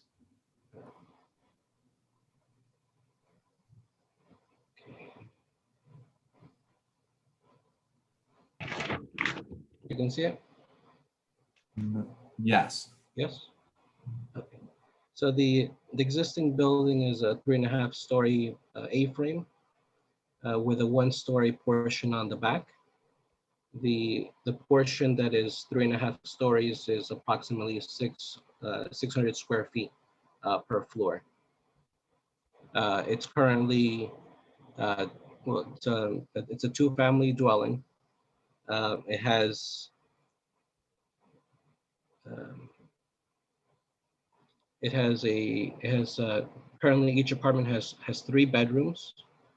It has 2 bedrooms on what is the basement plan, basement floor, and one on the second floor. And then the second apartment also has 3 bedrooms, one on the third floor and 2 in the attic space. They're currently sharing the entry hall and stair, and it has a rear fire stair. We're looking to replace the rear fire stair, but we are going to replace it. We're not going to completely remove it. So currently the layouts are very clustered, and it's not there's too much and too little space. So we're looking to improve on the quality of life for these 2 apartments. To that end, we're doing a more open floor plan on the first floor, which would be like the main living space for the first apartment, and that would be combined with the basement unit, the basement floor, where actually previously we had 3 bedrooms. Now we're looking to just do 2 bedrooms, but better sized bedrooms. We're also doing a separate entrance for the first floor and the second floor, so they're not going to share the same whole space anymore. And the second unit also has a very open floor plan on the third floor. Living room, dining room, and kitchen with a half bathroom and laundry room. Then you go upstairs to what's going to be the fourth floor, or the fourth level. And that will also have 2 large bedrooms, one of them being a master. So we're reducing the number of bedrooms, but we're trying to make it a better quality of life for the people that are going to rent these units. We're also doing a stair up to the roof with a bulkhead. We're within the requirements for maximum size of a bulkhead, maximum height of a bulkhead, and height of a parapet wall.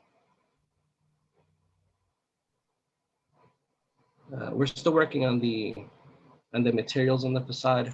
I think we would either do hardy board or aluminum cladding.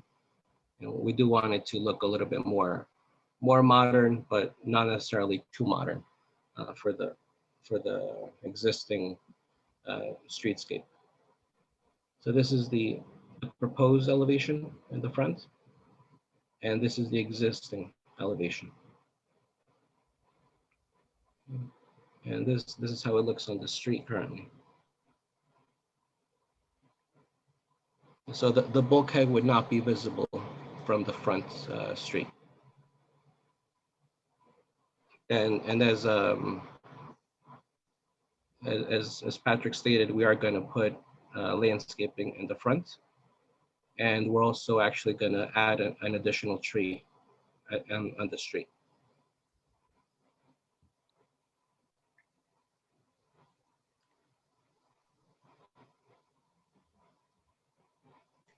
Any questions? Vicente, could you just touch on the floor to ceiling height on that top floor? Sure.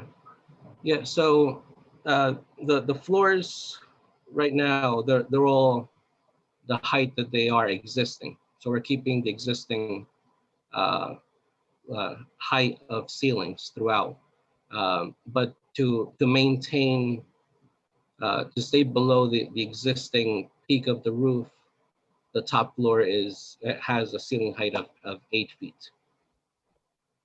So, it's not, these are existing non-conforming.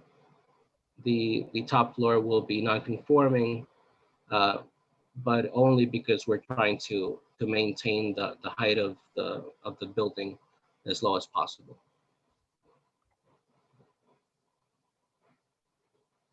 Commissioners, any additional questions for Vicente before we move on to planning testimony? Okay, let's move on to planning testimony. If there's any questions at the end, we'll, ask questions to Mr. Burrell. Thank you. All right, Carolyn? Sure. And raise your right hand, please. Do you swear or affirm the testimony you're about to give in this proceeding will be the truth, the whole truth, and nothing but the truth? I do. And just state and spell your full name for the record. Sure, it's Carolyn, Carolyn, Worstell, Worstell. Thank you. And my license as a planner is still current. Great, we accept your qualifications. Thank you. Great. So going into the variances, as Patrick mentioned, we are here seeking bulk variances relating to the maximum height of the building in feet and stories, the minimum floor to ceiling height, a side yard setback, and for the front yard landscaping. For that building height, we are proposing 4 stories, 34 feet, where 3 stories and 35 feet for a peaked roof and 30 feet for a flat roof is permitted. The existing structure has 3.5 stories. It's got the basement, the 2 stories, and then the attic. However, because both the basement and the attic are, currently occupied as with residential uses, the building really does already function as a 4-story structure. What this project seeks to do is really just sort of expand out that 4-story to really, to expand that attic to really create a true 4-story and create bedrooms that are more appropriately sized for modern living. Because we're changing the building from a peaked roof to a flat roof, the permitted building height is reduced from 35 feet to 30 feet, and that really is what's triggering our need for variances here. Overall, the building height is going to actually reduce just slightly from about 34.5 feet at the peak where it is now to about 34.3 feet to the roof level as measured from average grade. So really it's the building envelope that is going to be changing, not really the height of the building. Really, this height is the requested height variance is not going to be a substantial detriment here. The project really exceeds that permitted height by just 4 feet, and it's not increasing the intensity of the use of this site. The building already functions as a 4-story 2-family dwelling unit, and in fact, we're actually going to be losing bedrooms with the renovation of this site. There are going to be 2 bedrooms lost. So while we're going to be modernizing the units and increasing living space while eliminating 1 bedroom from each unit. Additionally, there's no windows that will be blocked or have reduced light to adjacent structures. And there is an existing, I think it's more than 60-foot rear yard setback will be maintained. So there's still adequate light and air going to be the adjacent properties. And overall, a change from a peaked roof to a flat roof is consistent in the character of this neighborhood. There is a mix of peak and flat roof structures along the street frontage. So the character of the neighborhood won't change with the change of the peak to the flat roof for this site. Looking at the minimum floor to ceiling heights, here we're proposing 8 feet for that 4-story, where 9 feet floor to ceiling is required. The proposed 8 feet is consistent with the heights of the 2nd and 3rd floors, which have existing non-conforming heights. And really, the proposed changes here are improvements over the existing conditions, which you have a maximum floor to ceiling height of 7 feet in the areas of the attic that are currently occupied. So this really is an improvement over existing conditions. And overall, the building height is actually, staying more or less exactly the same. Looking at that side yard setback, there is a non-conforming side yard setback along the western side of the building of 1.77 feet, where 2 feet is what is required. And when we expand the envelope of the building, the 4th floor will be in line with the existing facade of the building, which is why we need the variance here. But it really won't have any detrimental impact. There are no windows on the adjacent property at this level that will be impacted by the expansion of into that area. And then looking at the front yard landscaping, 60% of the front yard is required to be landscaped, and we're proposing 26.26 here. But this is an improvement over the existing conditions, which is 0%. And we are adding a new street tree. So it is an improvement over existing conditions on the site. So really overall, I believe the benefits here of the project outweigh the detriments. We're really modernizing an existing two-family dwelling unit and increasing living spaces while decreasing bedroom counts. And we're creating additional outdoor amenity space. There's going to be a private roof deck just for residents of Unit 2.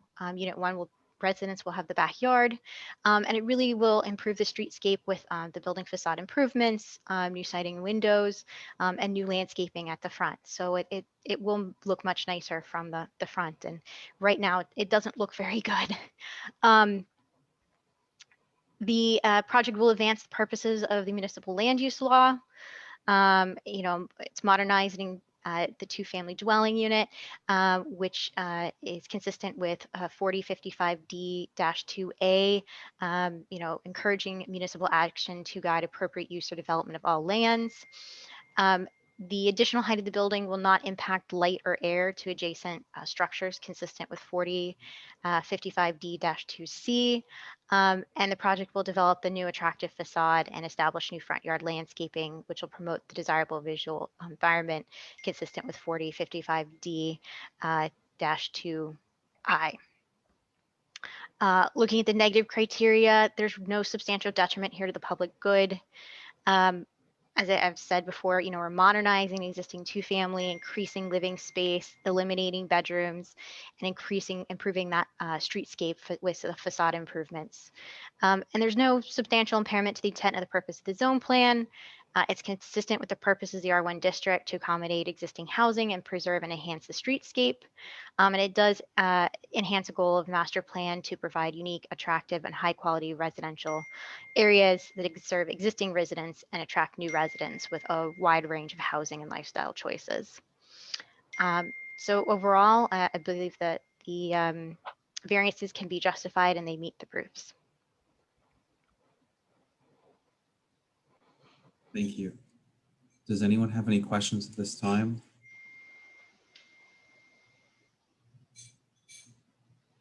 Okay.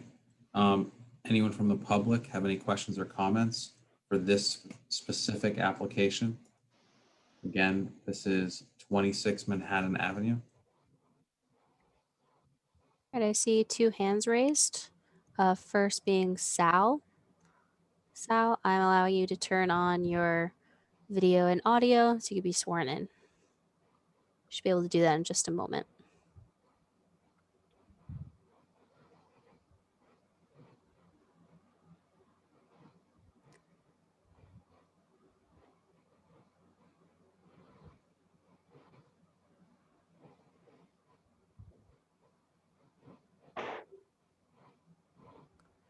Okay, I don't know why it's not working. Cam, can you give it a try? Can you switch over, Sal?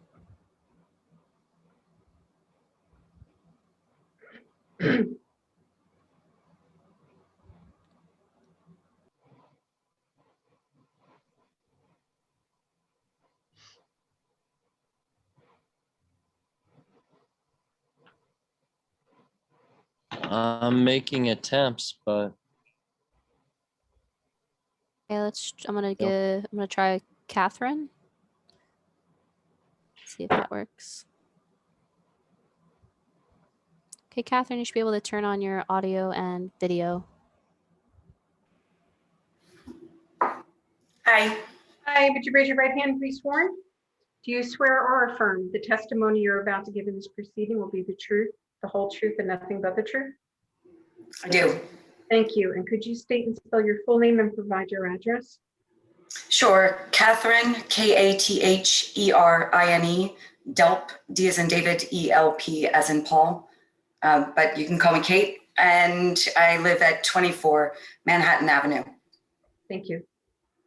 I appreciate allowing the public to come and speak about this proposal. I agree wholeheartedly that cleaning and rehabbing the front of the property will improve the streetscape. As I think Carolyn mentioned earlier, it is not pleasant right now. And it looks like a fire took place or a bomb dropped on it, one of the two. I also agree that the building facade improvements sound positive, and that will also help with the streetscape. However, I do oppose the proposal to increase the height of the sides of the structure to 4 floors by altering the structure from an A-frame to a flat roof. The current height, as was presented in the data that I looked at, was 36.7 feet versus a new height of 36.58. But I don't, and I understand that we're talking roof level to roof level, but with the bulkhead, that's going to be the roof deck, the railing, and the bulkhead, that's adding an additional 10 feet. And by the looks of the plans that I saw, that 10 feet is then going to interfere with my sunlight, my 3rd floor. And also, I believe, the sunlight that I receive in the backyard. Which also, and I know this isn't part of the variance and I don't quite understand all of the rules, so I apologize for this, but it really decreases our privacy as well. My backyard, my 3rd floor that I have windows in, and my neighbors on the other side of 26, their backyard. So I don't know how that really fits with the variances and my opposition to it, but I did want to make that point. I also want to point out, and I apologize if I'm sounding a little bit frustrated, but the applicant has really provided their neighbors, the new owners have provided their neighbors with no confidence that they'll start following proper procedures when they start this process, including securing permits for debris removal, dumpster parking, and avoiding damaging neighboring properties. They damaged my fence already, and they 30 damaged. seconds to go. Sorry. We've also neglected to board up the windows for the past year and doors, and we now have a massive problem with rodents, animals, and pests. So yes, I am a little bit frustrated, and I did want to just voice my opposition to the 4 floors, which by raising that envelope up to the higher than the A-frame. And that's it. Thank you. I appreciate it. Thank you. Thank you very much. So if I could just briefly respond there. So I guess the first thing is on the dumpster and the property damage and the permit issues. Any work that took place here would have to pull all the required permits. The applicant is texting here. He says all the permits posted at the site. But certainly going forward, that's something we can agree to as a condition of approval. I mean, it's just something we'll have to do regardless. So I hope that can be addressed going forward. And then as far as the bulkhead, the bulkhead is basically to access the roof. It's not technically part of the height. I understand what you're saying about it. It does add to the height of the building, but by definition, it's not the height. Well, it's actually towards the opposite side. It's towards the right side, not towards the left side. So it wouldn't be facing her property. It would be facing the much larger building to the right side. And yeah, basically in response to the height and the privacy concerns, basically our argument is that the benefits of providing a higher ceiling height on that top floor and just generally making the building a better building to look at, a better building to live in. We think the benefits of that outweigh any substantial detriments. Okay. Lindsay, are there any other comments from the public? There are 3 hands raised. So I see Teresa has her hand up. Teresa, I believe you're here for 740 Ocean. This is 26 Manhattan. So I'm not sure if you had a comment for 26 Manhattan, but if so, keep your hand raised. If not, just lower your hand until we get to 740 Ocean. Okay, Ian Bishop, allowing you to start your video and audio. So Ian, you should be able to do that in just a moment. I don't know why this keeps giving me trouble. Cam, if you could try. Oh, never mind. It worked. All right.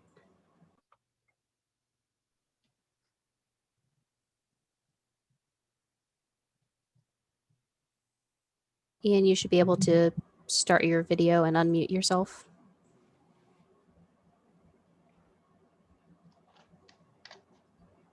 Okay, you're on mute. You have to unmute yourself. But we can see you.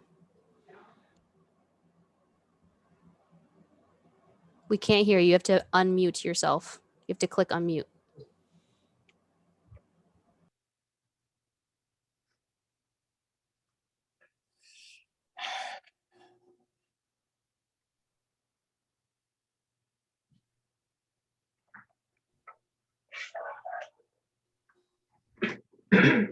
Mr. Bishop, we can't hear you or see you. I don't know. I think we now can see you. And Hello. Yes, Yes. looks like it's going to work. Hello. Bishop, would you raise your right hand to be You sworn? can hear me now? Yes. Okay. Could you raise your right hand to be sworn? Okay. I can see you nodding, but I can't hear you. But if you can hear me, I'm are you able to hear me? We can hear you. You can't hear us, so we can't. I don't know how we're going to swear you in. Sorry, there may be an issue with the Bluetooth device. That's okay. I don't know. Raise right hand to be seen. Okay. I can't hear this. He can't hear me swear him in, so I don't feel comfortable doing that. Yeah, we can't swear in Mr. Bishop. I what we're saying. I swear that I will be No, but telling the truth and I am who I Mr. say I Bishop, am. Mr. Bishop, But can I you? can't hear anything. I'm really Okay, sorry. well then let's go to the next person, please. And he'll have to sign back in. Lindsay, where are you? I'm here. Sorry, I switched them back over. Mr. Bishop, you can call in if you just go on your cell phone or whatever. The number is still in the chat. It's also on the agenda. The number is 929-205-6099. The webinar ID is in the chat as well. And dial *9 once you're all dialed in, and we'll switch you over. That might be easier. Okay, let's try this again. Sal, allowing you to start your video and audio.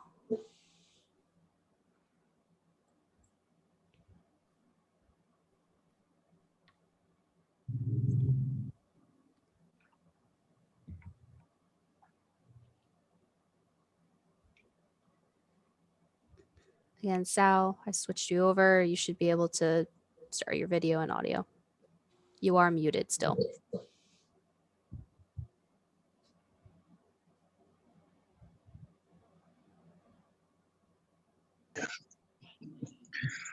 Can you hear me, Sal? Yes, yes. Okay, would you raise your right hand to be sworn? Do you swear or affirm the testimony you're about to give in this proceeding will be the truth, the whole truth, and nothing but the truth? I do. Could you state and spell your full name and provide your address? Yes. My name is Sal Sanchez. S-A-L. Sanchez. Sal, what is your last name? You have two devices on. I have one.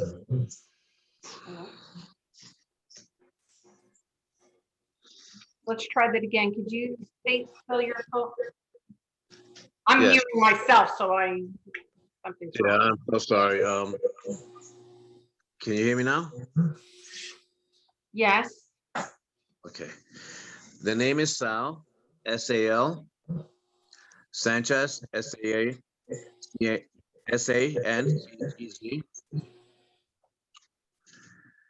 I live at 97 Franklin Street. And I just had a quick question. Yes, what's the question? Well, I just wanted to find out how far back is the property at 26 Manhattan's being built? What is the actual lot size there? It's a 2,500 square foot lot. It goes back 103 feet. So it's 103, and how far back is the property being built? We're using the existing footprint, so we're not going any further back than it already exists. Okay, I see. Thank you. That was my only question. I appreciate you. No problem. Thank Good you. luck.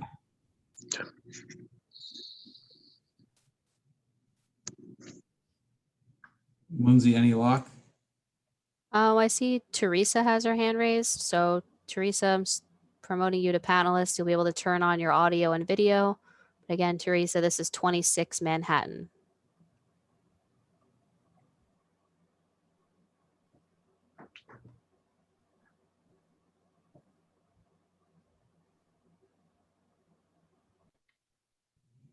Munzi, how about the other person?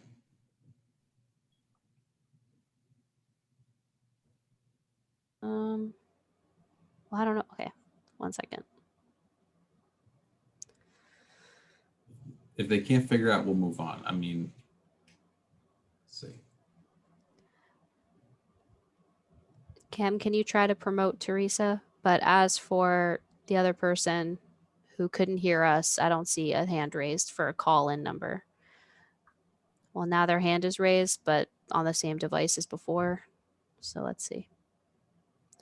All right, Ian, I'm switching you over again.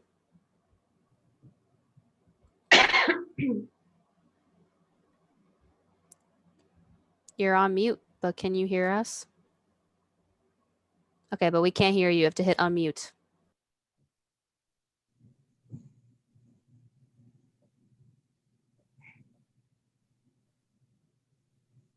Mr. Bishop, we see your lips moving, but you're on mute. Now you unmuted yourself. Oh, I don't know. I think there was a Bluetooth device interfering with that. I apologize. That's okay. Now we can hear you. So Bridget, Okay, Mr. Bishop, would you raise your right hand to be sworn? Do you swear or affirm the testimony you're about to give in this proceeding will be the truth, the whole truth, and nothing but the truth? I do. And could you state and spell your full name and provide your address? It's Ian Bishop, IANBISHOP, and I live at 28 Manhattan Avenue in New Jersey. Thank you. So I'm really. Is this my moment to speak? Yes. Yes. Okay, so I'm really just I'm just calling to speaking to say that my wife and I, who live on the other side of the property to Kate, who you were speaking to, we agree with basically everything she said. It's been a nightmare because we've been living next door to this pest-infested bomb site for a year that was neglected by them when they first bought the property. So I don't have any confidence in anything going, hopefully without a hitch, but I hope to be surprised and proved wrong. I do like the changes that they're proposed. I think it will improve the street. It is a very ugly eyesore at the moment. I also think that it will greatly affect our privacy because our house is lower, as you can see. The proposed roof deck will literally loom over our back deck, which is just kind of extends slightly off the back of our house and then goes down into our garden, both of which will be just basically like a goldfish bowl for the people on the top of the roof. But that's our one contention with this proposal. That really does sum up everything I have to say at this point. okay, thank you. Thank you. Okay, I think, Lindsay, we can say that closes the public portion. Well, Teresa has her hand raised, but I'm having a hard time switching her over. I mean, I really don't think that she's here for this application. Okay, so that's the only hand that's left. So Okay, so let's close the public portion of this application. Mr. Conlon, I didn't know if you wanted to address any comments from the public that you didn't address already. Sure. Just on the privacy issue, there are windows on the existing third floor. I haven't actually been there myself, so I can't say this for sure, but my understanding is that you can see to the backyard from those third floor windows. So, certainly we would be adding additional windows, but I don't know that it changes things totally. So that is, if it would make the board more comfortable, we'd be happy to add a landscape buffer at the rear of the roof deck. So that, there'd be a little more visual privacy for those backyards. But basically we feel it's not changing the privacy situation too much. Okay. Okay. Anything from Mr. or Mrs. Visionary One? Those are the applicants. Obviously. Oh. Okay. Is there anyone, I guess we'll go to staff. Okay, good evening, everyone. So firstly, as usual, I'm going to ask that the applicant agree to the conditions stated in the staff report dated June 10th in the year 2021. Yes, we would agree to those. Okay, and we're going to add that condition that the applicant add to their signature plans a vegetative buffer for privacy on the roof deck, so the adjacent property owner has a bit of the privacy and protection of air, light, and space. So that would be a 5th condition. That would be acceptable to us.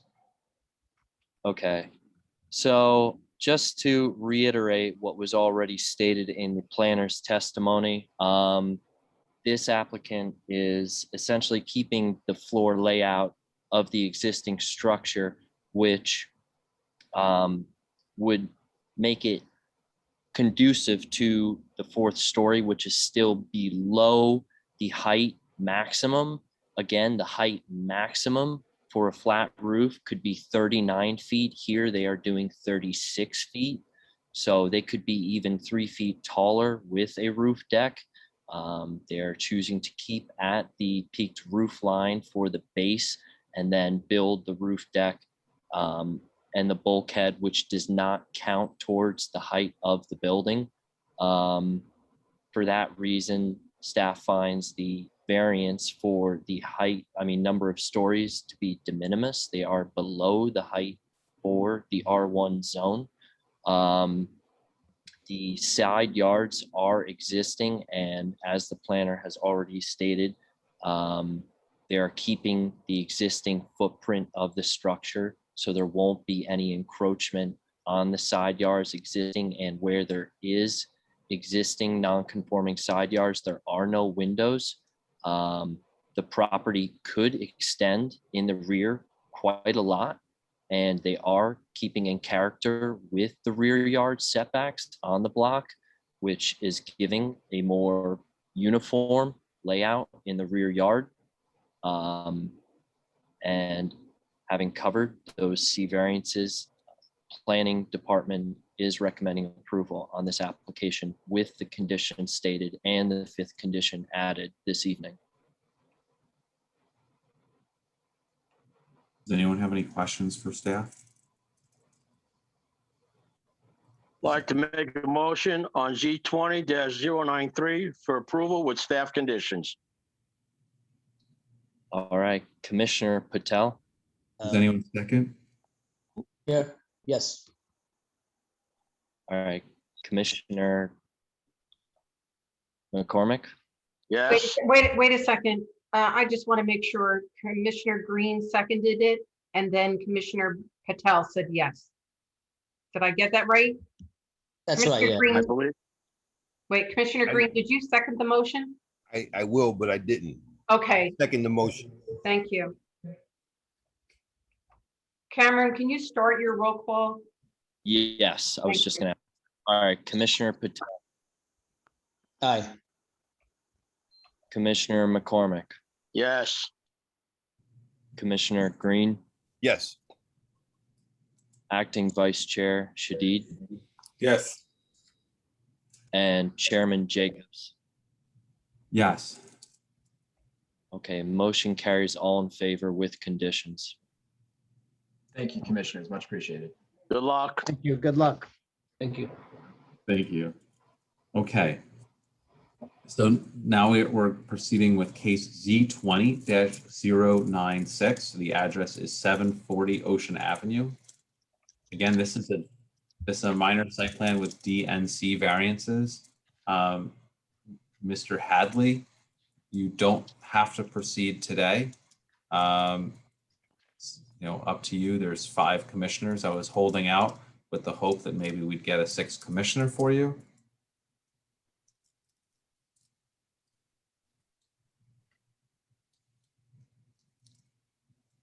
Is he promoted?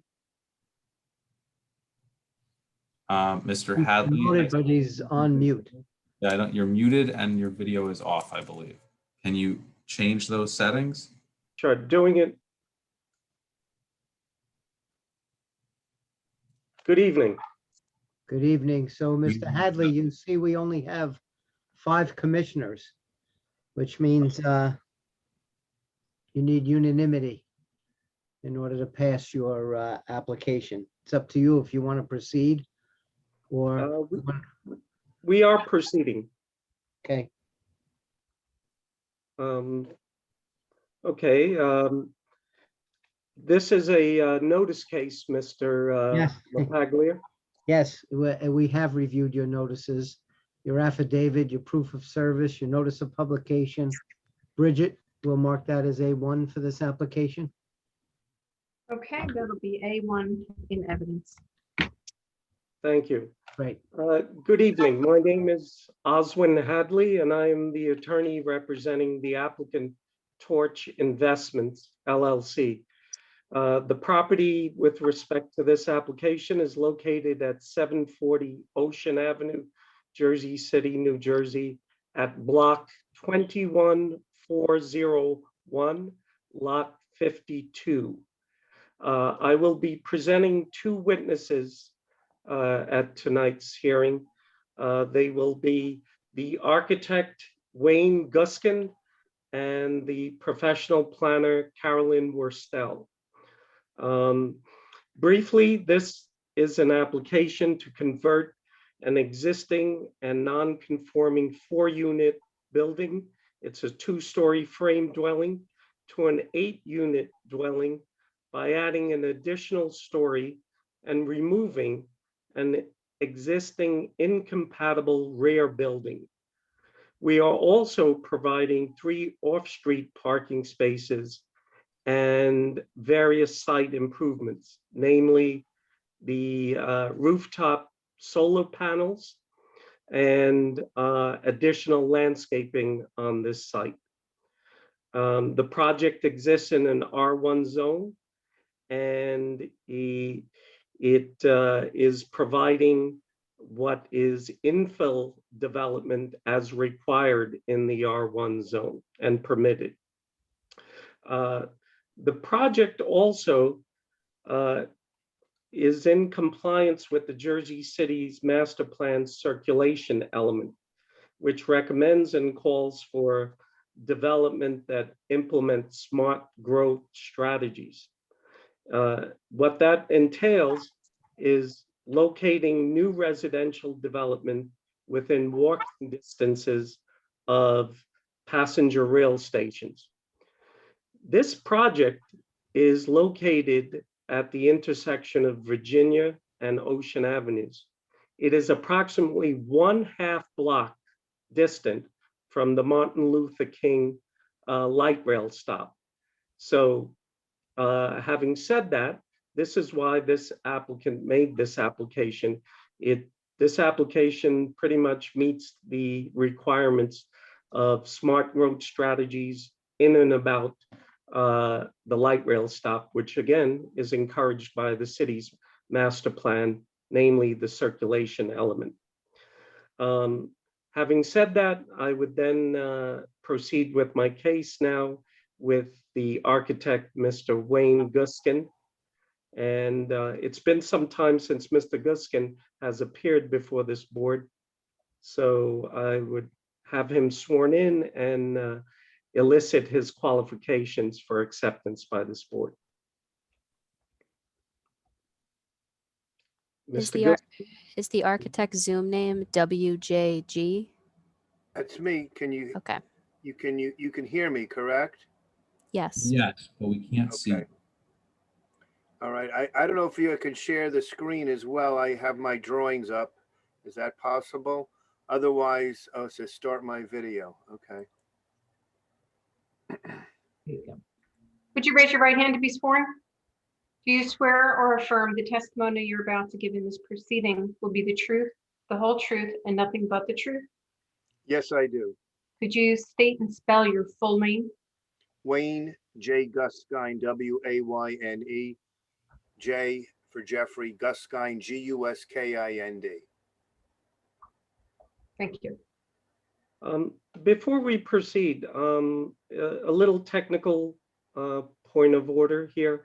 Mr. Guskin, I don't know if you're able to share your drawings. If in the event you cannot, I believe Carolyn, our planner, should be permitted to do so because she has access to the drawings and she can pull them up when you begin your testimony. Okay, I have my drawings up. Can you see them? Is that how it works? I'm not sure. You have to click share screen, the green button toward the bottom of the Zoom window. But either way, we're also fine with Carolyn sharing. Yeah. Oh, share screen. Got it. Okay. Does that work? Oh, wait up. Share. Let's try this. Is that it? Yes. Yes. You can see the drawings? Okay, good. Okay. Excuse me, Mr. Chairman, point of order. We accepted qualifications, please. I was about to. I was giving the attorney who already opened this point the opportunity to qualify his witness. Okay, thank you. Yes. All right, Mr. Guskin, if you would please, just give the board the benefit of your educational background and your professional work experience. I have a master's degree in architecture from Georgia Institute of Technology in 1984, professional licensure since 1989, active in New Jersey and 6 other states, and have been before numerous boards, mostly in northern New Jersey. Thank you. We accept your qualifications. All right. Okay, Mr. Guskin, if you would, could you, while referring to your drawings there, please give some testimony with respect to existing conditions and what the proposed project entails. Okay, as you see on the top left of the first page are the existing conditions, a front 2-story building and a rear 2-story building that you mentioned is incompatible and is planning to be removed from the site. Right now, you can't park in the back or it's very difficult to. And as you can see to the right of that, the proposed site diagram has 3 parking spaces, landscaping, a buffer, and better access to parking 2-way with K-turns, and you can maneuver in and out of the existing driveway that starts on the left side and goes all the way back. We also, as you can see, have proposed, that's garbage enclosure, sorry for the misspelling. And one of our enhancements in the front is to add a small short ramp that will make the front unit on the first floor handicapped accessible. And we have planters and a new tree as well. In terms of the site amenities. And then the right side, there is a blow up of the back of the parking area, and we will follow all the town requirements to make that area work as best as we can. If we slide down, there's the standard planning detail and some zoning data, which I would like for Carolyn to present, if you don't mind. I'm going to talk more about the building. As you can see here, I'm sliding past this, the list of owners and all that. So this is the front building right here. And on the left is the lower level, and on the right is the upper level. And each floor has 2 units. And each unit, the one on the first floor, they have 3 bedrooms in the back, and the front has 2 bedrooms. And the second floor has 3 bedroom units on the front and the back.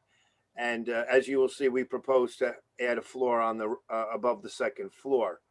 And here are the existing elevations of the front of the building. and pictures to give you a better idea. The pictures on the left there are of the rear building. Excuse me, I'll get to that in a second.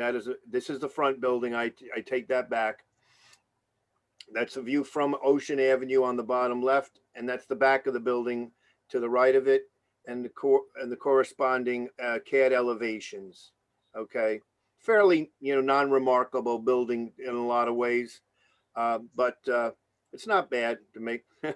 And then here, this building is the one that's planning on being removed. It's a small a building that has some apartments in it, and as you can see, it's kind of quirky, and I don't know how or why it was built, but it is what it is, and it's going to be removed in its entirety.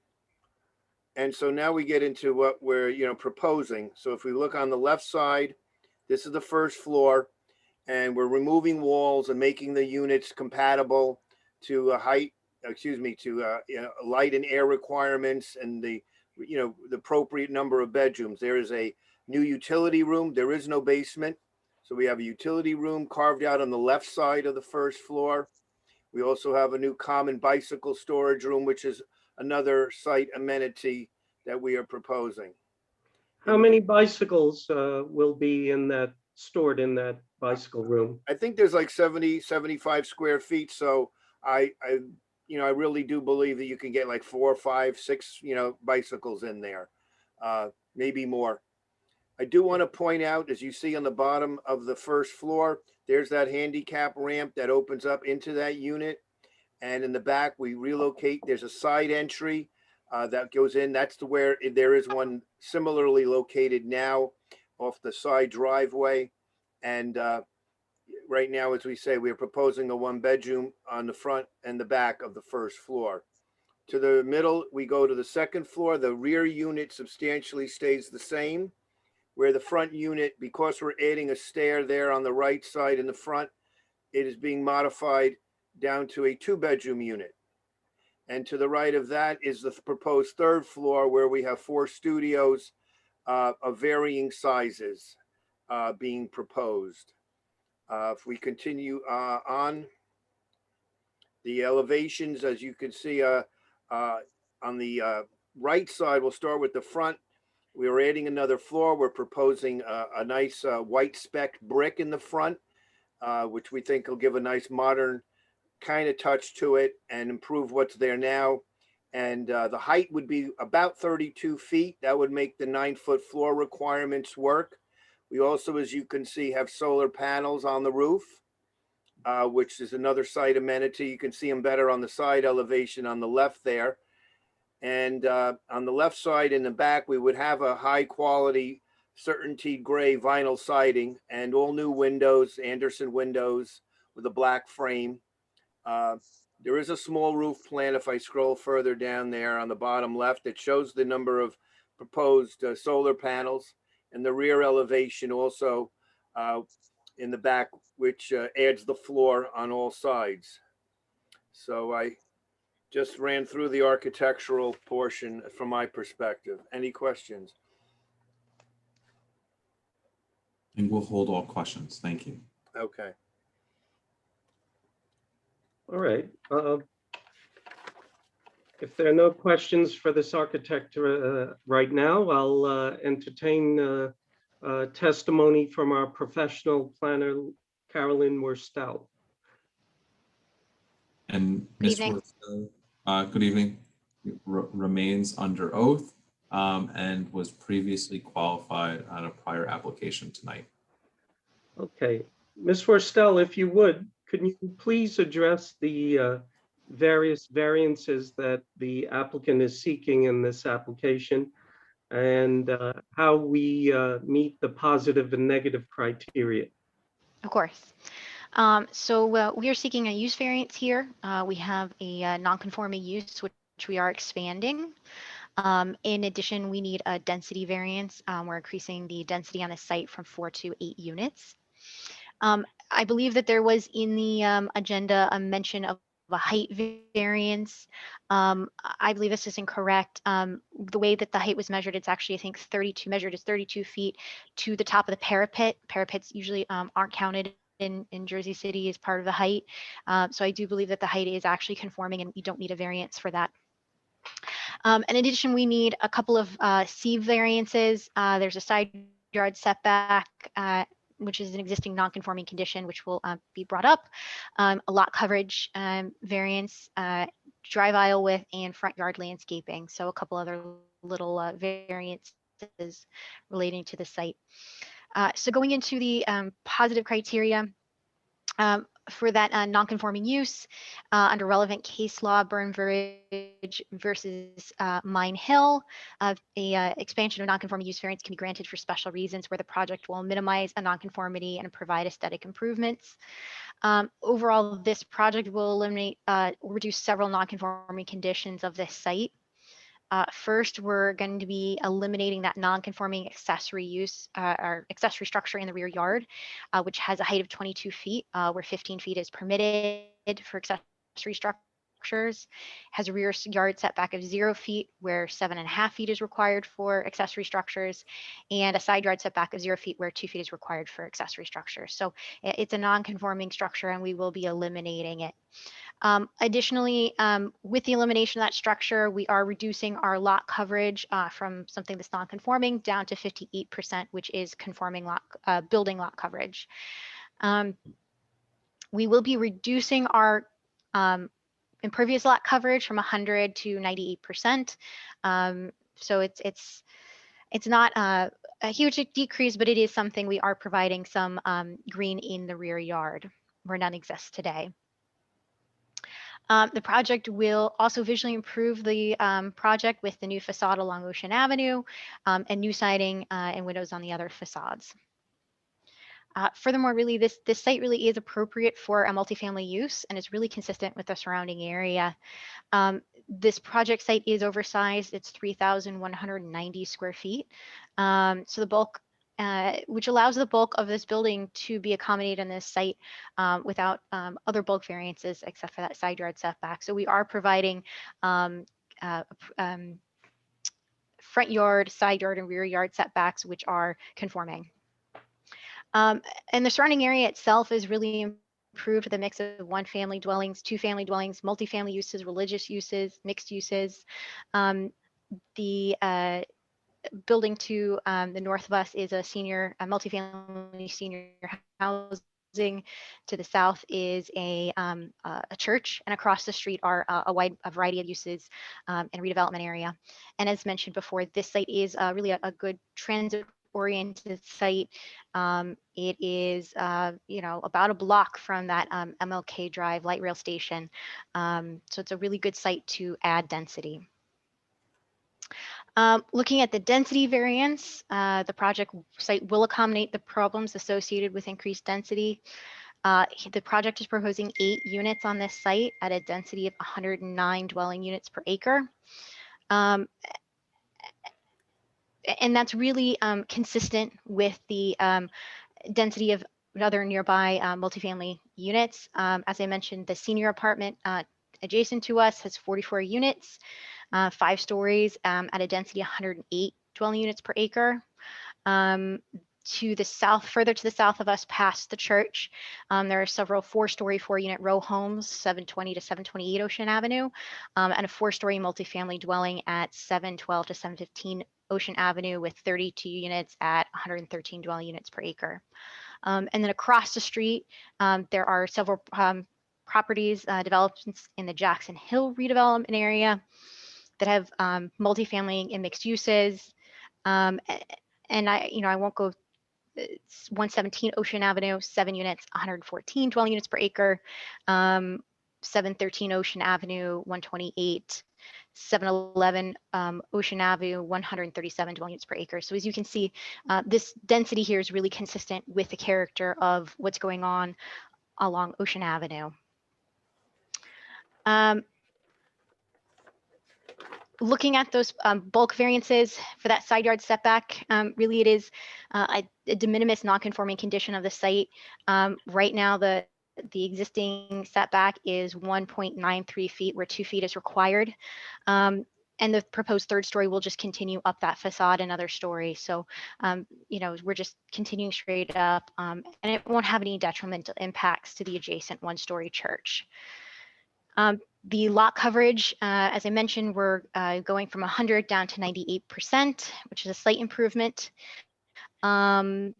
But really the removal of that accessory structure does allow for some landscaping along the southern and rear yard lot lines, providing a buffer to some of the residential uses to the rear of us.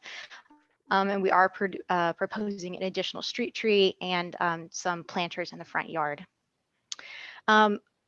We do need a variance for the drive aisle width.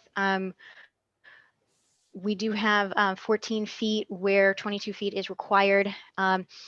The lot itself is 34 feet, and, you know, and we are trying to maximize the amount of parking we can provide, and work with the depth of the building that already exists. So we really are trying to make for an efficient parking space access, and with only 3 spaces, really, it should be fairly easy to coordinate among drivers. And then additionally, we need a variance for the front yard landscaping where 30% is required, and we're providing 0%. Existing non-conforming condition of 100% coverage on this site, including that front yard. But the project does propose new planters to provide visual interest at the front, as well as the one street tree. So really, overall, I believe the benefits here of the project outweigh the detriments. We're removing several existing non-conforming conditions of the site while providing a renovated residential units in an area that is close to transportation options, as well as improvements to the building facades and the streetscape. We're advancing the municipal land use purposes of the municipal land use law. The setbacks will provide adequate light, air, and open space consistent with NJSA 4055D-2C. Appropriate population consistent with other residential dwellings in the area, consistent with 4055D-2E. The new landscaping and the upgrades to the facade will create a more desirable visual environment consistent with 4055D-2I, and we are promoting utilization of renewable energy resources consistent with 4055D-2N by providing solar panels on the roof. Looking at the negative criteria, granting of the variances will not result in a substantial detriment to the public good or the general welfare. The proposed project is providing the community with new residential options that are consistent with the density of the surrounding area. And the project won't result in a substantial detriment to the intent and purpose of the zone plan or zoning ordinance. This is really sort of a transitional area, and we're providing a residential use in a residential district, and we are providing adequate light, air, and open space to the surrounding properties, and meeting all of those setbacks that would be typical in an R1 district. In addition, it's consistent with the master plan goal to provide unique, attractive, and high quality housing in residential areas. And so overall, I believe here that the variances can be justified in that both the negative and positive and negative criteria have been met. Ms. Forstel, just one question for you. The parking deck that is under construction, or it's actually completed now, it appears, but they're probably still doing some work, which is part of the additional building to the Jersey City Annex. You're aware that the parking will be available to the community after hours and on weekends. So any impacts to parking demands can easily be met by utilizing that public parking deck during those hours, correct? Of course, yes. As well as just the site is located near other transportation options, which often can help decrease demand for parking as well. We are like 1 block from the light rail station, so. Okay.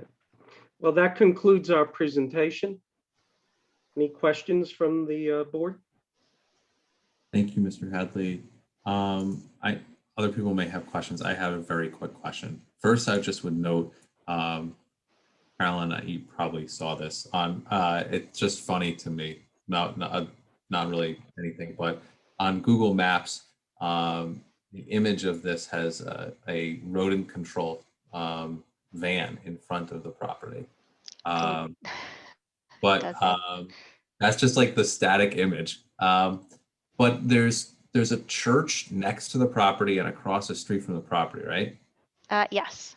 I just want to make sure that you spoke to the, you know, the I don't know who runs the churches, but kind of give them a heads up of the plans and talk to them about the potential impact construction may have. Not that I'm sure that's something they're not unfamiliar with, given the recent construction throughout the area, but as a courtesy and as their neighbor. Perhaps I can address that. I did not reach out to the church directly, but I contacted the local councilman in the area, Jermaine Robinson, to see if any concerns were voiced to him about the impacts of this project. And he reported none to me. Wouldn't the churches have to have notice if they're within 200 feet? They were noticed, yes, indeed. Okay, well, I don't know. I mean, I know that there's some public comment, so I just hope that if there was any potential negative commentary from members of these churches, that, you know, those could have been addressed in advance of the meeting today. Anyone have any questions at this time from the board? Mr. Chairman, just a comment. Can we stop the screen sharing? There it goes. Okay. Thank you. Thank you. Rich, any other questions? No, I'm okay. Okay, anyone have any questions at this time?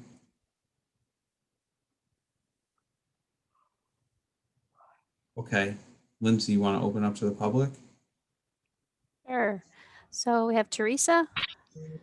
I'm going to promote you to panelist, so you'll be able to turn on your camera and unmute yourself. I was trying to, oh, there we go. It wasn't working before. All right. Hi, Teresa. We could see you. Just unmute yourself, please, because you're on mute.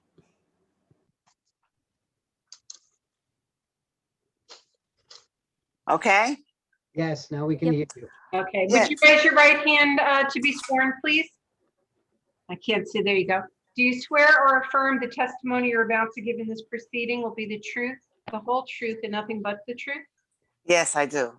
Thank you, and could you state and spell your full name and provide your address? Teresa Patterson, Patterson. And your address, ma'am? Patterson. Okay, and your address, ma'am? 185 Arlington Avenue, Jersey City, New Jersey. Thank you. I want to know about the parking. They have 8 apartments and they only have 3 parking spots.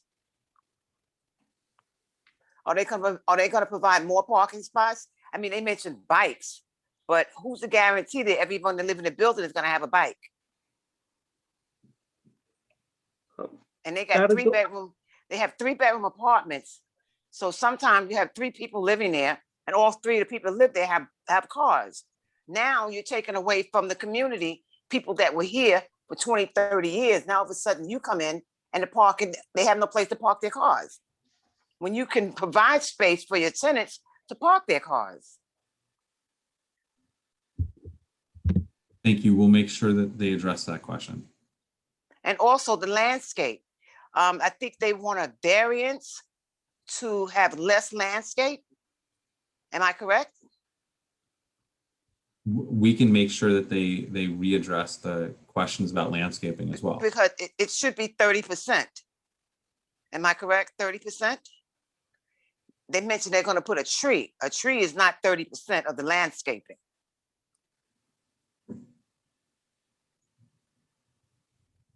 And the apartments on the top floor, I wanted to know, why are they so small? They're very small.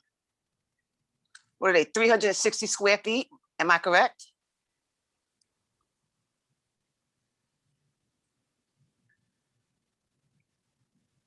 are the 360 square feet for the apartments on the top floor? Gosh, I can speak to that, because I was gonna bring it up in my staff comment, if you don't mind. There is an undersized apartment, that's a studio. That's not even a studio, that's a on the third- bathroom. Well, Oswin, as a condition of approval, when the application 1 minute to go. is voted on, there needs to be Tim, the do you apartment. address this afterwards? I feel badly. I mean, I want to make That's sure. fine, that's fine. Let Teresa finish. Yes. Okay, I think I'm about done. My question wasn't answered about the 360 square feet for the apartment. Sure. Yeah. I mean, I think that the applicant will definitely answer that, and if the staff wants to also put in any commentary, they can as well. Okay, thank you so much. Thank you. Thank you. Thank you. Okay, thank you. Next we have Joyce Willis. Joyce, you should be able to turn your camera on and unmute yourself in just a moment. And again, if anyone's here to comment on 740 Ocean, please raise your hand. Thanks.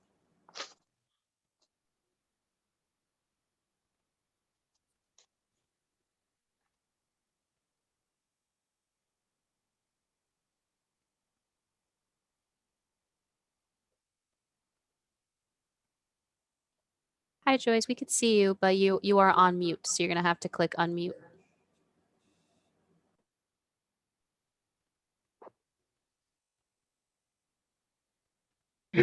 Okay.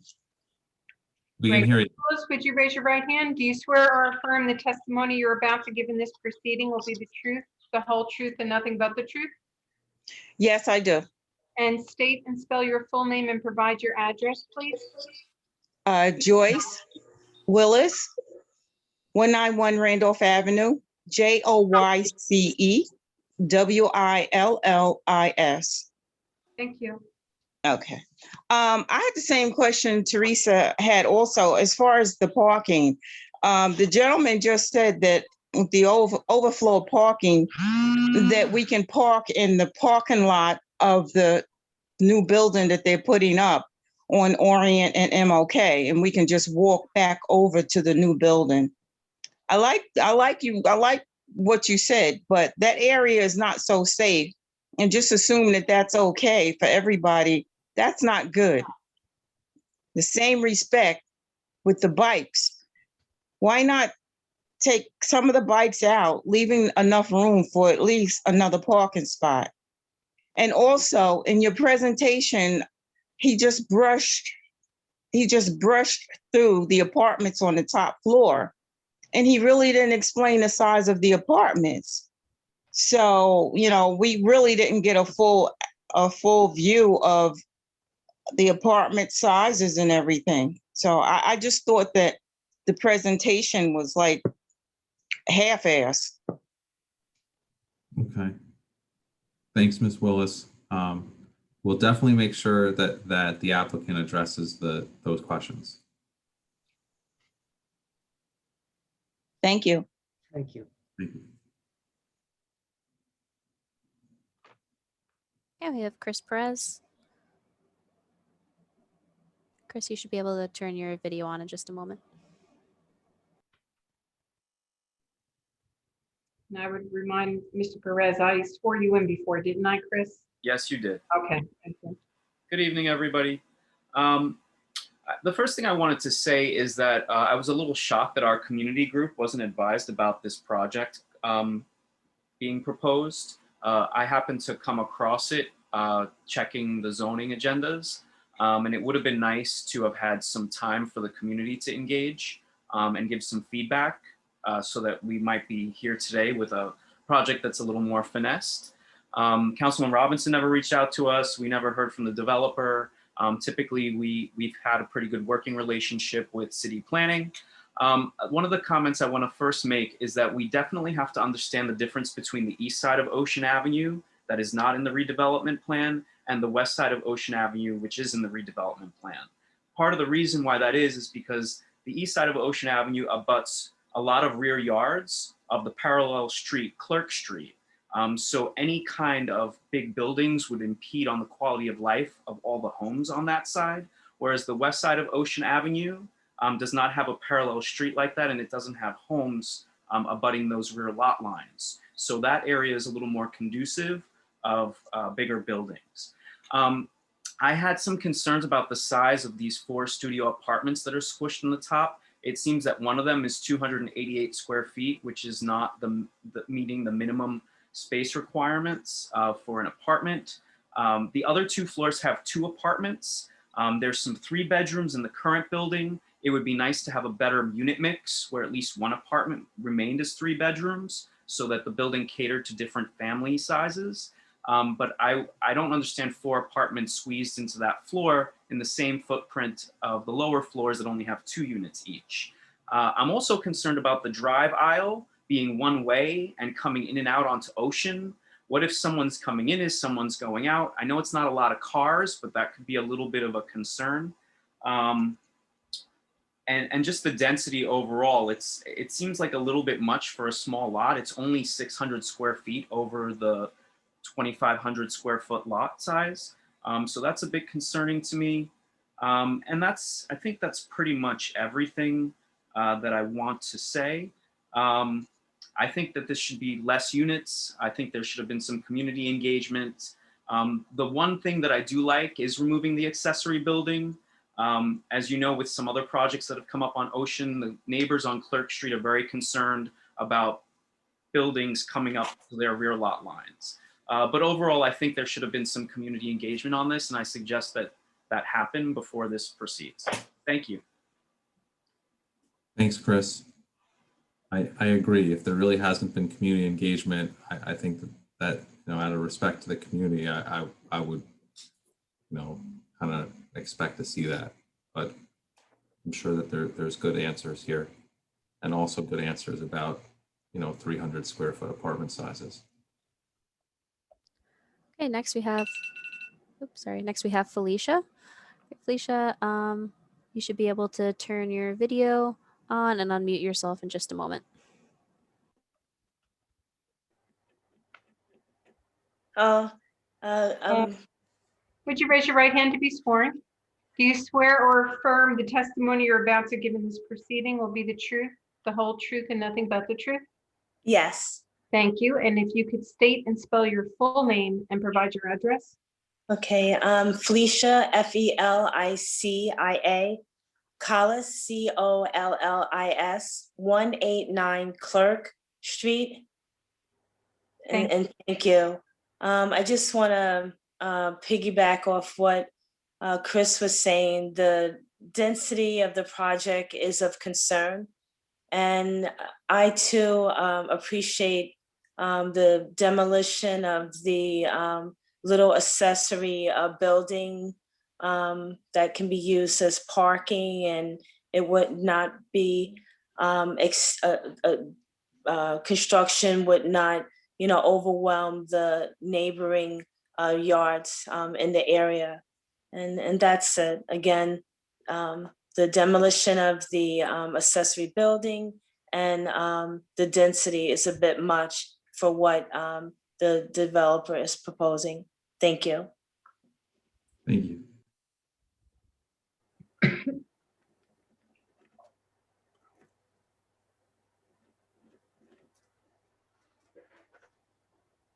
Okay. I don't see any other hands raised. Okay. Mr. Hadley, do you want to address the few points that were raised by the public? Yes, I will. Yeah, so we're going to close the public portion. Hey, can we close the public? We just did, I believe. Okay, that's it.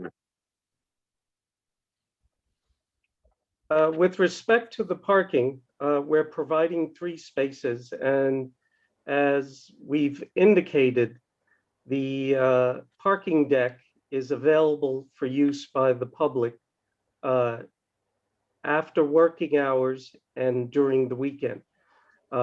The studio apartments that are proposed, we don't feel will lead to any parking demands, as the type of residents that the developer envisions to be inhabiting them would be the type to not have automobiles. But again, this site is located within half a block of a light rail stop. This is what the master plan envisions, that increased density should be promoted and allowed around a site such as this because of its proximity to the light rail stop. The residents, again, that he envisions inhabiting these apartments would be primarily commuters. If the board is concerned about the parking, we can impose a restriction with a deed restriction with respect to owning automobiles by any of the tenants. So if that's a concern for the board, I'm sure my client may be willing to agree to that. The space for the bikes, I can't speak to that, but I'm sure Mr. Guskin can. The elimination of the bike room, I don't think will afford sufficient space for a additional parking space. Again, we're operating with the existing footprint of the building here.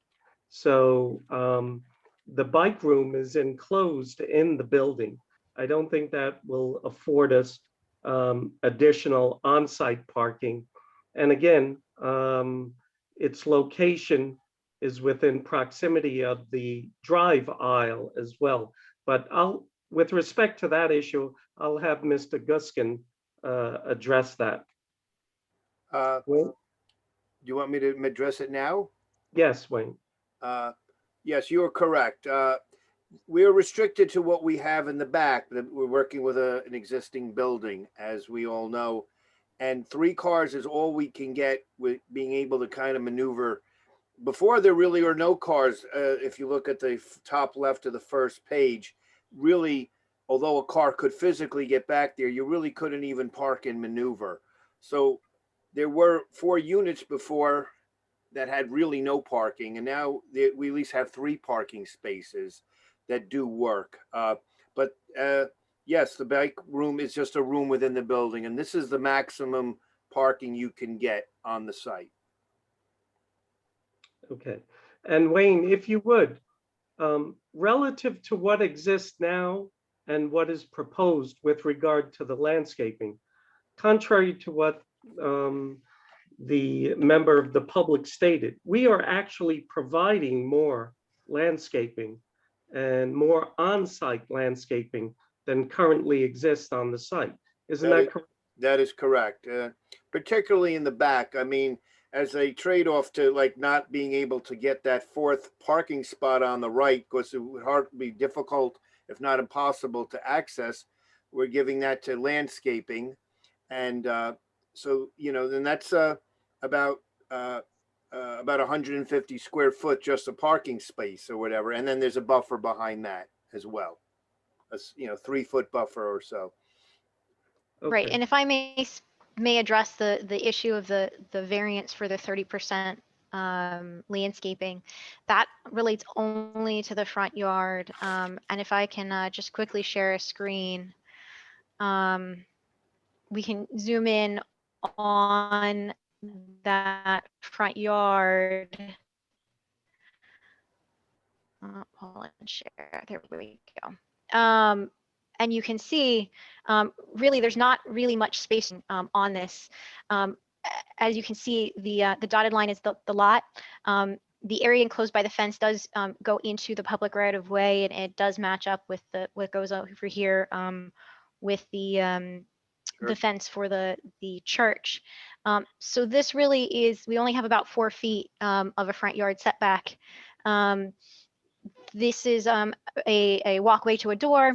This is going to be basically a walkway to get to the ADA ramp, and this is the driveway. So really it's just this space sort of right here and maybe about 2 feet here. So there really isn't a lot of space to provide landscaping in the front yard. So the planters really are trying to fill the area that is available. And Wayne, just one other thing. I think one of the members of the public wanted maybe a more detailed explanation of the units on the fourth floor. I'm sorry, the 4 units on the 3rd floor. If you would, could you just take us through a little bit more detail of how they're laid out and what's Certainly. provided there? Certainly. There are 4 units and they all work off the stair and the common corridor. And as you can see, there are 4 and they do range in size. The front and the back units are of adequate size in terms of, a studio 450 square feet. And we thought of giving 2 units in the middle and their 3B is only 288 square feet.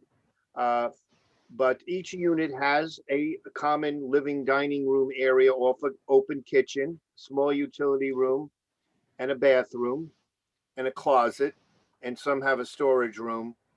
And so it's enough for a single person to live, or a couple, I think, in most of these units. There is one that is small. I'm not going to sit here and argue that. Okay, and many of the members of the 4 individuals that expressed concern tonight from the neighborhood, I think they were uniform in their support that we're removing that incompatible house that exists in the rear of the property. As Mr. Perez says, that building actually would abut the backyards of folks living along the parallel street of Clark Street. So actually, there's a benefit to those residents with the removal of that building, enhancing the visual appearance of the site. And they actually praised the applicant for doing that. So I think as is always the case in these types of cases, you're weighing the benefits and the detriments.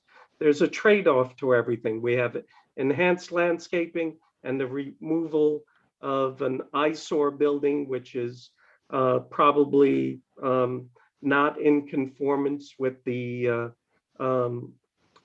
prior occupancy requirements of the city. So the community benefits from that. We've made every effort to make this project more in line with what is desirable and happening and developing in this area. Having said that, all the individuals which we were notified that had to receive notification was complied with in this application. 4 individuals representing the community spoke tonight. I think we've addressed their issues. Again, the parking deck exists not only for this project, but the entire community. There's a new building under construction at 3 Virginia Avenue, which sits right in the redevelopment plan for Jackson Hill. And any additional concerns about parking is addressed by that deck. The access to that deck is along Orient Avenue. That literally is 2 blocks away from this site. So it's a short walk. With regard to the public safety issue that Ms. Willis raised, that whether it be an unsafe neighborhood, this applicant can't be held responsible for that. That we're talking about a police matter and neighborhood safety concerns. And I'm sure the neighborhood in of itself is engaging in efforts to make their neighborhood safe, whether it's community watch programs that they can institute themselves. And I'm sure our landlord would be happy to participate in any such efforts to make the neighborhood safer, because he benefits, his tenants would benefit from that as well. With that, I think we've addressed what concerns that the 4 individuals raised tonight.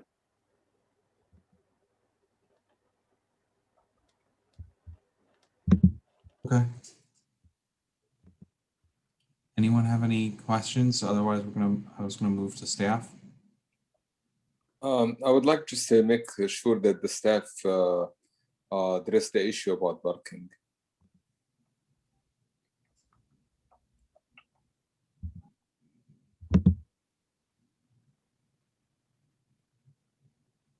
Tim, I think you're on mute. Mr. Chairman. Yes.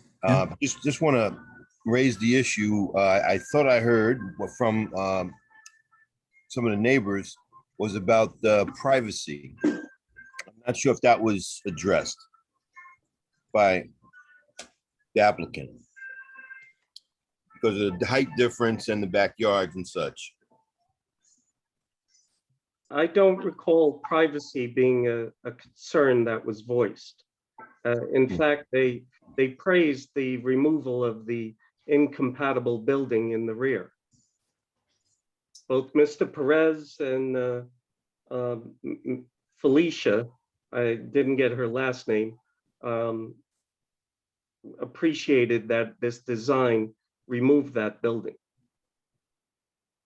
I don't think privacy was raised as a concern, unless I'm wrong. Okay, I could be. All right. And just speaking to the height issue, the 3 floors is a permitted height in the R1 district, and they aren't proposing a roof deck. The roof will be used for the solar panels, so there won't be access. Okay.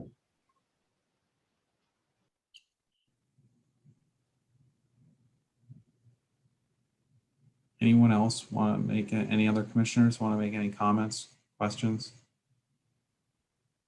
before we go to Tim? And then we can still have discussion and have comments, questions.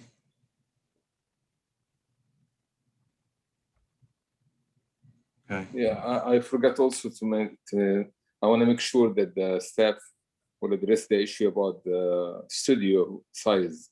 Is 288, that's fine or not? And I'm sure it's by the rules, but the public have the right to know that. I believe, Mr. Chairman, I believe Ahmed that those are questions for the staff, and once staff gives his, we'll have a chance to question the staff. All right, let me just talk. I was trying to say before when public was talking about the unit sizes, I tried to get in touch with Mr. Hadley today. Planning does have an issue with the unit sizes. I believe the 288 number actually won't conform when it gets submitted to building. And I would put as a condition of approval, if this was approved, that the units be reconfigured in the 3rd floor to either be 3 units or a uniform number across the 4 units, which would at least, I believe, get to the minimum size, which is 350 feet, 350 square feet. As for exactly what I was going to propose, I was going to say, looks like we can't get 4 units in that floor. I know, I was trying to say it before because I didn't want the public to get all upset. Also, as of Chris Perez's concerns, apologies for not reaching out. Sometimes we get a lot of applications. Also, that this was on a previous meeting and was on an agenda for almost well over a month now, I think, for looking back 2 meetings at least. So it's been out there, this project. Commissioner Shadid, is for the parking, this being an R1 zone, there's no extra parking that is required. And I think the applicant is putting in more than he's required to put in. That being said, it still adds a burden with extra parking, so that has to be taken into account. I don't know about what Osmond said about Holloway Building allowing parking for residents, so I can't confirm that. I do know it is for city staff now, but I've not heard anything about this program for off hours. That was published in the newspaper. There's an article on nj.com with regard to that. Okay. That being said, the variances, I feel like development on this site would improve it, would add more benefits than detriments. The issue, the reason why the agenda said a height density, there is a mistake on the plans. I noticed that calls out the height as being 45 feet proposed. That's on the, it could have been changed on the cover sheet, and I had happened to look at an older sheet when it was first published, when we first published the agenda. Other than that, the board has heard both sides of this, has heard public comment, has heard the professionals speak, and the variances are there. They're not necessarily major variances, but they're there. And I think, but overall, the development in this site would be an improvement over what is existing. That being said, you put it to a vote. And Mr. Hadley agrees with all the terms and conditions that we just provided.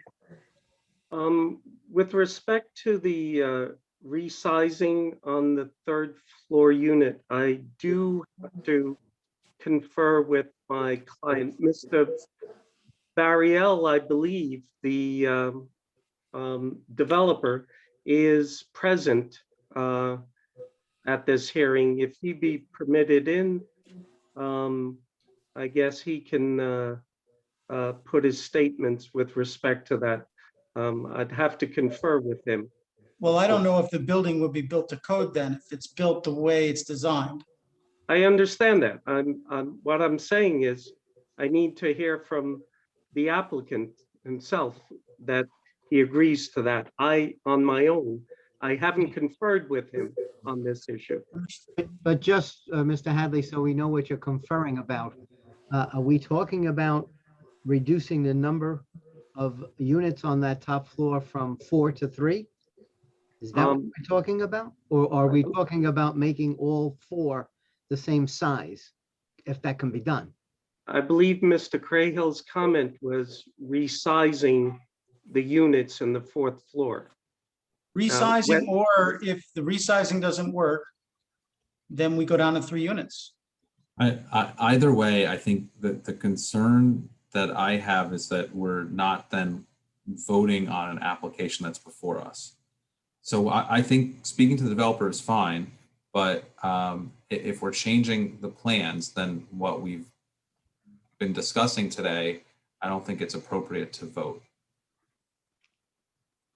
Especially if we're talking about reducing the number of units.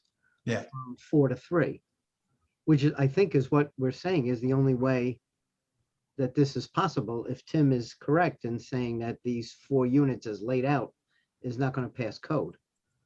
Is that what you're saying, Tim? I believe so. Yeah, yeah. So maybe if that be the case, then may I interrupt? What is the minimum size requirement? 350 square feet? So, yes. Well, we have about close to 1,600 square feet up there. So we could make 4 units of 350, not a problem. More than that, like probably 375, 380. It could be redone. Wouldn't be a problem. I could make that happen. For what it's worth. Okay, then we will agree to resize the units in accordance with Mr. Crahill's recommendation.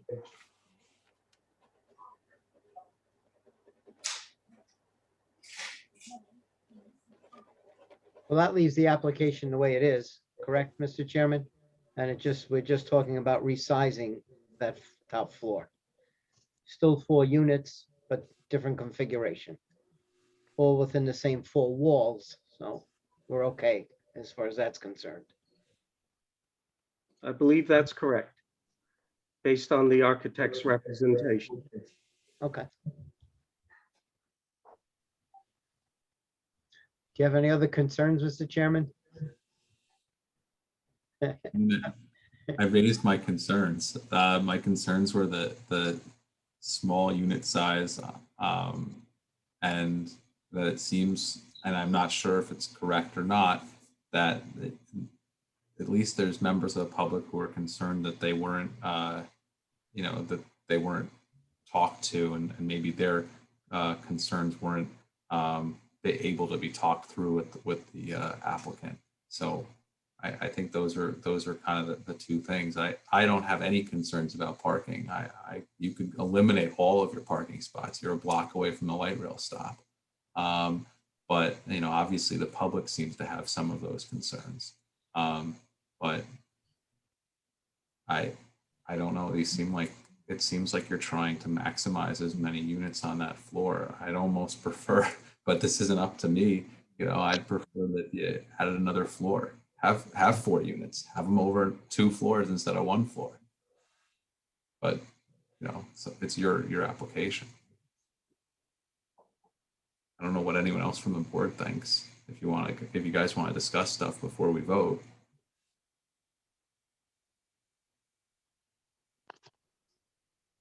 Problem is, for the applicant, there's no room for error here. And if the board is concerned that, as Mr. Perez said, that we didn't speak to the community board, that's one thing that we have to address. Whether we address that by saying that, okay, let's carry it so he does that, that's one way to get around that. If the board feels that that's not a problem, because as Mr. Hadley says, this has been on the agenda for over a month, and people knew or should have known about it. And since the councilman in the area knew about it and said there were no concerns, is that enough? Just for correction's sake, Mr. Crahill testified that it's been on the agenda, not I. Oh, I'm sorry. Oh, whatever. Yeah, it's been on the agenda. Sorry. Yes. Your planet testified as to that. Yeah. Yes. I think we've adequately addressed the issues. The architect has indicated that there's sufficient space to resize the units there.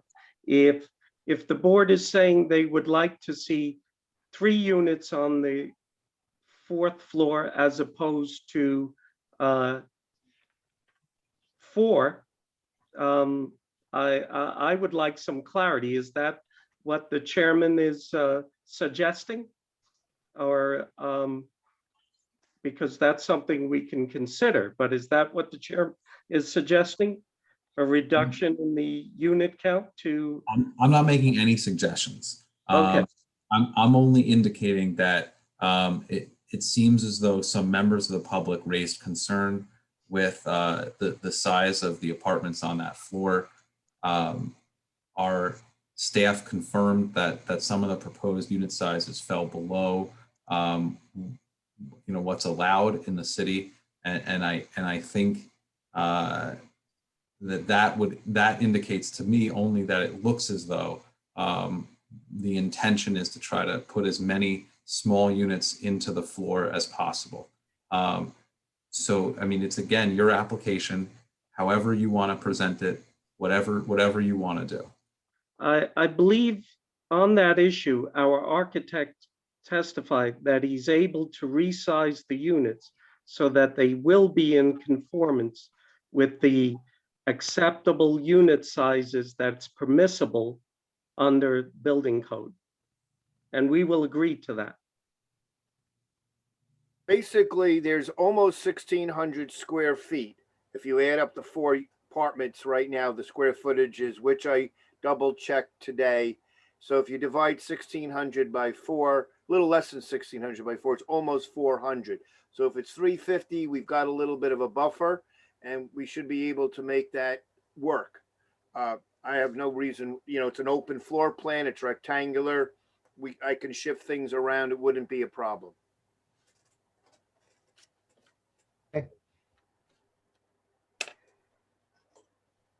I think they have agreed that, they will cut back and make the sizes bigger to conform with the city codes and all.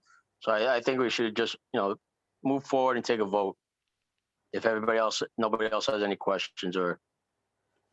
I agree with Rich. Mhm. I agree. Rich, if you want to make a motion, or if anyone else. Okay, I make a motion for approval with all staff conditions, including the resizing of the apartments on the third floor. Mr. Hadley keeps saying fourth floor, but it's the third. Approval for Z20-096 with all conditions that have been submitted to. There a second? Second. I second it. Oh, okay, great, thank you.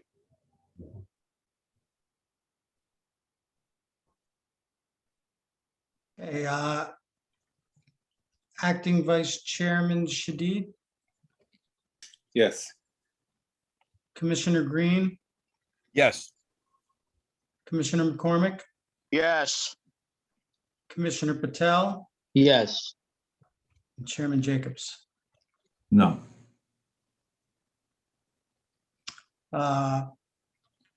Motion fails.